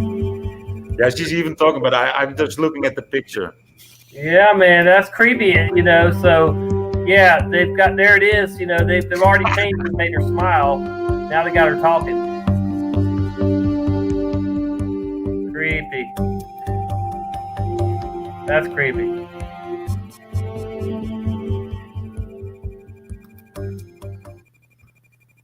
Weird, man. Weird. Is it not? Yeah. Yep. So what do you think? What do you think about? I once had this idea that you are well versed in the Bible. So I've had this thought that AI is the son of man because this is what we have created. Our humans, we have created this entity that we call artificial intelligence. But, yeah, but, it's the seed. Go ahead. Yeah, go ahead. Yeah. But I'd like to hear because I didn't read. It was just a thought that I developed, and it made sense. But since you are better read in the Bible, maybe is that total nonsense to think that because the Son of Man should be. I mean, what has been said about the Son of Man in the Bible actually? Because he will rise to power, right? Yes. Well, I have it open right here. So what I believe the Revelation 12, 1 and 2 verse 1 and 2 happened on September 3rd, 23rd, 2017. Yeah. And so in that same book of Revelation 12, you have then another wonder appears, which we've been waiting on. Maybe I missed it. Maybe we've already missed it. But it was supposed to be Satan appearing. There it says there's another wonder in heaven, and behold, a great red dragon having 7 heads and 10 horns and 7 crowns upon his heads. And his tail drew a third of the stars of heaven and did cast them to earth. See, I think that is the fallen angels. The stars, the third of the third. It says a third of them, and that's a third of the angels are what's going to fall with him. And it does talk about that too, right down here after that. But so you have in verse 5, you have let me finish reading the rest of that there. And his tail drew the third part of the stars of heaven and did cast them to earth. And the dragon stood before the woman who was ready to be delivered for to devour her child as soon as it was born. And she brought forth a man-child who was to rule the nations with a rod of iron, and her child was caught up unto God and to his throne.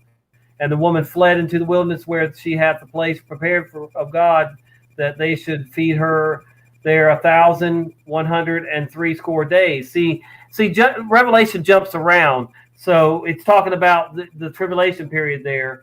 But anyway, so you have the war in heaven is in this chapter 2, and there was a war in heaven. Michael and his angels fought against the dragon, and the dragon fought and his angels.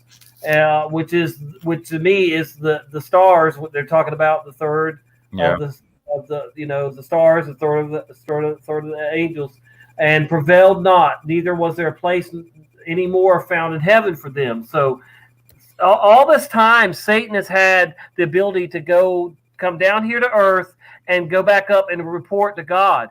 He was a special angel, and so he was able to report right to God, and he started reporting things to God that he was doing down here and interested in down here, and God didn't like that. So then Satan rises up against God and challenges God, him and the angels do, the fallen ones, and that's what it's talking about. And I think that's happening now, or just happened, or whatever, or is about to happen, But the war in heaven and all that taking place afterwards. So, and then it goes on to say that, and a great dragon was cast out, the old serpent called the devil and Satan, which deceiveth the whole world.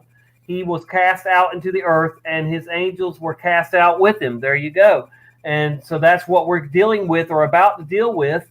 And that's all prior to the tribulation period, where the beast system comes into play. The AI comes into play. The AI is a tool that they'll use for the cryptocurrency, the one world currency. See, that's what that is. The one world currency is going to be the blockchain that is powered by AI. So then you have the great dragon appear. Okay, and I heard a loud voice saying in heaven, "Now is come salvation and strength and the kingdom of our God and the power of his Christ. For the accuser of our brethren is cast down." Meaning, he went up against God, and he's now stuck down here in earth, or will be, and he won't be able to go back up to heaven no more.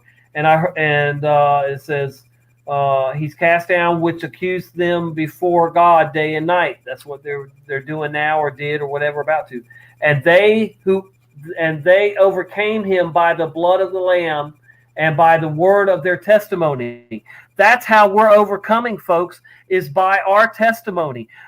Prepare, repent, watch, and witness. That is what we're supposed to do in this end time, to put on the full armor of God. That's the key to unlocking how to put on the full armor of God. Right there, it tells you. And they overcame him, the dragon, Satan, by the blood of the Lamb, by knowing Jesus as your Lord and Savior, and then by the word of their testimony. What we're doing right here, me and you and everybody else that gets on here and tells what they've been through, and what they see happening. All of us that are on pretty much the same page. In this community. So by our testimony, and they loved not their lives.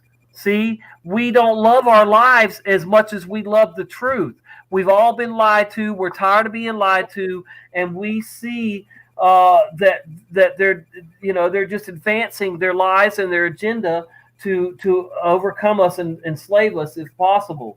And so when we see all this, and we love our life, we love not our lives unto death. We are all willing to go and have our heads chopped off, speaking the truth the whole way there, and not consenting to the beast system, not consenting to any of this one world order crap. The one world order religion, the one world currency, the one world government, all of it, and it's all coming to pass right now, just like this book is telling us too. And so, Missy, are you okay? Where you? Oh, I thought my cat was puking up her dinner or something. All right. So anyway, I'm sorry if I'm offending anybody or not making sense or whatever. But anyway, so then we're still in Revelation 12. We haven't even got to 13, which tells you all about the whole system and how what their plans are. The false prophet and Antichrist, what they're going to do. So, but anyway, I don't know what that noise was, but it was weird. It sounded, oh, maybe you sneezed or something, and I thought it was my cat puking. I heard something. I was like, oh no, I hope she's not puking because she ate her dinner so fast tonight. All right, sorry. So we and I heard a loud voice saying in heaven, now has come salvation and strength. All right, yeah, we're past all that. So therefore rejoice ye heavens, and ye that dwell in them.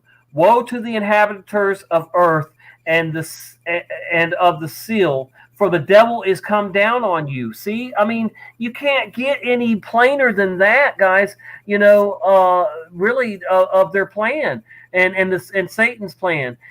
So here he is being kicked down here. He has come down onto you, having great wrath. Yeah, he's pissed off because he can't go up to talk to God anymore. He can't go to heaven. He's not the he's not the best angel anymore. So he's mad. So he has great wrath because he knoweth. Guess what? The devil knows when he comes down here, but that he has but a short time. See, he knows that time is short, and so do we in our hearts, in our minds, in the signs that we're seeing, folks. So we definitely need to get it locked into our minds that we're about to be in that spiritual battle, and then some, because Satan is mad. He's got wrath, and he is going to be after us and really trying harder than he ever has before.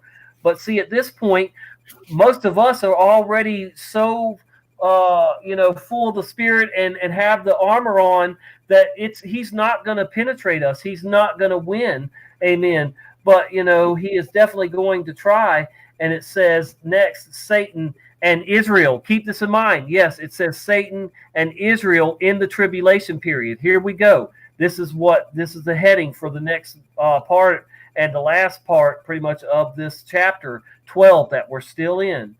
And I'll just read. Go back real quick. Chapter 12 is where the woman clothed with the sun and and the moon at her feet. That's the Revelation 12 sign. It happened on 9/23/2017, and that was the beginning of the chapter. And it happened exactly. The Jupiter was in the womb of Venus for the exact amount of time that a kid is in, a normal kid is in the womb of a woman. So that's what we read all that, after that. But so this last part here, so we have, when the dragon saw that he was cast unto earth, he persecuted the woman which brought forth the man child. So there you go. I mean, he's going to go after he's going to go after the saints and anybody that God calls his people. And God knows that the people of Israel are going to choose the Antichrist over him, but they will come to their senses. The Jews are gonna embrace the Antichrist when he comes, but then they're gonna finally come to their senses when he breaks his contract with them. But anyway, so we have the woman gave, and to the woman were given 2 wings of a great eagle, which is the U.S. Whenever it talks about the great eagle, that's the United States, and we've always helped Israel, and we will until we can't no more.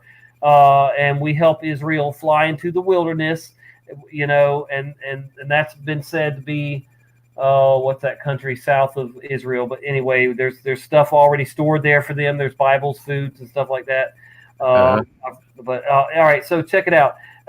Then we have and it talks right in that, talks about in that verse 14 about a time and times and a half a time, which is the 3.5 years, the first 3.5 years of the tribulation period, which is in the next chapter.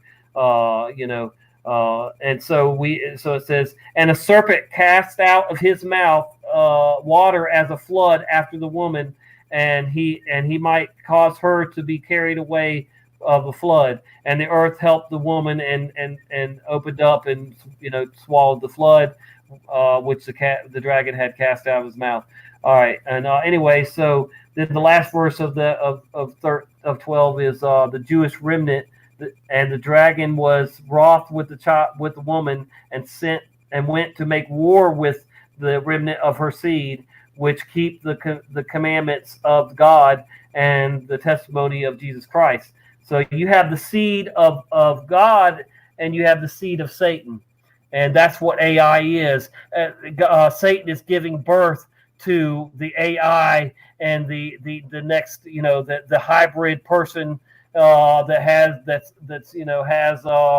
computers in them and all that kind of stuff, the mark of the beast. And so I'll just read a little bit of chapter 13. And I stood upon the sand of the sea and saw a beast rise up out of the sea, having 7 heads and 10 horns, and upon his horns were 10 crowns, and upon his heads were the name of blasphemy. And that's what we see a lot of right now is mockery and blasphemy, and that's only going to get worse. And I've said this before, that people are going to be in churches of all kinds, and the atheists and the Satanists and the radical Muslims and even the radical Jews too, with their Noahide laws and crap, and them being loyal to the beast system, will attack anybody who they call an idolater, and which is most people that go to church and us, so on, and they'll burn them in the churches. I've had dreams of that myself. Even I haven't talked about that before, but it's definitely going to happen. And we have had churches burned down before, but not so much with people in them. So you're going to see churches burning while they're in there. And I'll furthermore say, though, that 90 to 99% of churches in the world, everywhere throughout the world, are not preparing their people. They're not preaching the right message, and they're not even talking about the Bible changes. There's 1% of churches out there that are actually telling their people, "Hey, the Bible's changing supernaturally. You should pay attention to it," and whatnot. And the beast which I saw was like unto a leopard, and his feet were the feet of a bear, and his mouth was that of a lion, and his seat was and the dragon gave him power and his seat and great authority. That's talking about Satan has give the authority to the Pope to do what he's doing. And and it says, I saw one of his heads as it were wounded to death, and his deadly wound was healed, and all the world wondered after the beast, and they worshipped the dragon and gave power unto the beast, and they worshipped the beast, and saying, who is like unto the beast? Who is able to make war with him? And there was given unto him a mouth speaking great things and blasphemies, and power was given unto him to continue for 42 months, which is the first part of the tribulation period. So and you can read for the rest, folks. It just talks about how the Antichrist, the Pope and the Antichrist go on to implement their Antichrist beast system, and lure people in, and even the elect if possible. But we're smarter than that. So wow, yeah, we got through that, and like I said about the seed, which started me off with all that, that you were talking about. Like I said, there is a seed of our Creator, and there is a seed of Satan, and Satan mocks everything that God does. He because he wants to be like God. He wants to be God. He wants to be the God of everyone. But he's settling right now for the God, be the God of this world, meaning the world that most people live in and are in love with too. People are in love with this world and the things that the world has to offer for them, which is AI and all this technology. Oh, look at this fancy gadget! Just keep your mind off of good stuff of the Creator, of the source, and my sister's calling, so just go ahead and give your thoughts on that real quick, brother. Thank you. So it's just some dead air now, guys, because AI.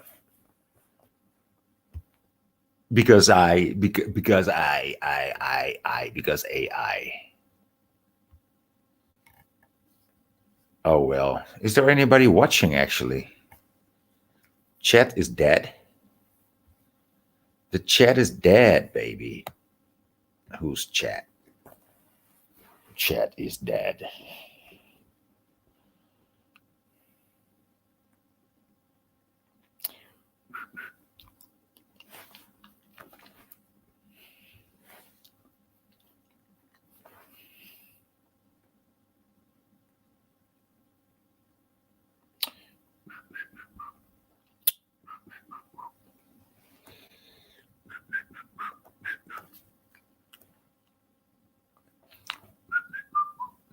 Sorry, I'm back. Oh. My sister is coming by. I'm probably gonna have to take a ride with her shortly, but yeah. So you know, it's a lot to take in. I know it's crazy. I didn't even expect. I thought it was going to take 2 hours or so to get through it, but here we are, 3 hours into this, and you know, there's so much to cover with AI. You know, that's why I'm saying it's a huge part of this system that they're bringing in, this new system. You know, the new age and everything. And I for one don't want any part of it. I'm not into virtual reality. I don't want those things you put on your head and horrible. fantasy land. You know, I'm not about and I quit playing video games a long time ago, folks. I'm not playing any kind of games. I don't even like games on my phone. I don't, you know, I'm not gonna give the beast system anything, you know, that I don't, you know, my attention or anything. And I'm not saying all games are bad, but I'm just saying, you know, I don't follow sports anymore. I follow what's going on in the world and relate it, you know, to what Revelations is telling us too. And I use my own, you know, judgment and common sense and you know, and the Holy Spirit discernment, prayer, you know, and what the Lord has showed me already. But yeah, this is a fascinating topic and subject, and we'll definitely continue it again in the future. Like I said, there's a part 2 of that one from the last guy that we were talking, you know, that was talking, the pastor guy. But we may watch that at some point. But yeah, man, thank you, fam, for sticking around. Everybody for being here. Any final thoughts on AI or the B system or anything, brother, before we probably come to a close here?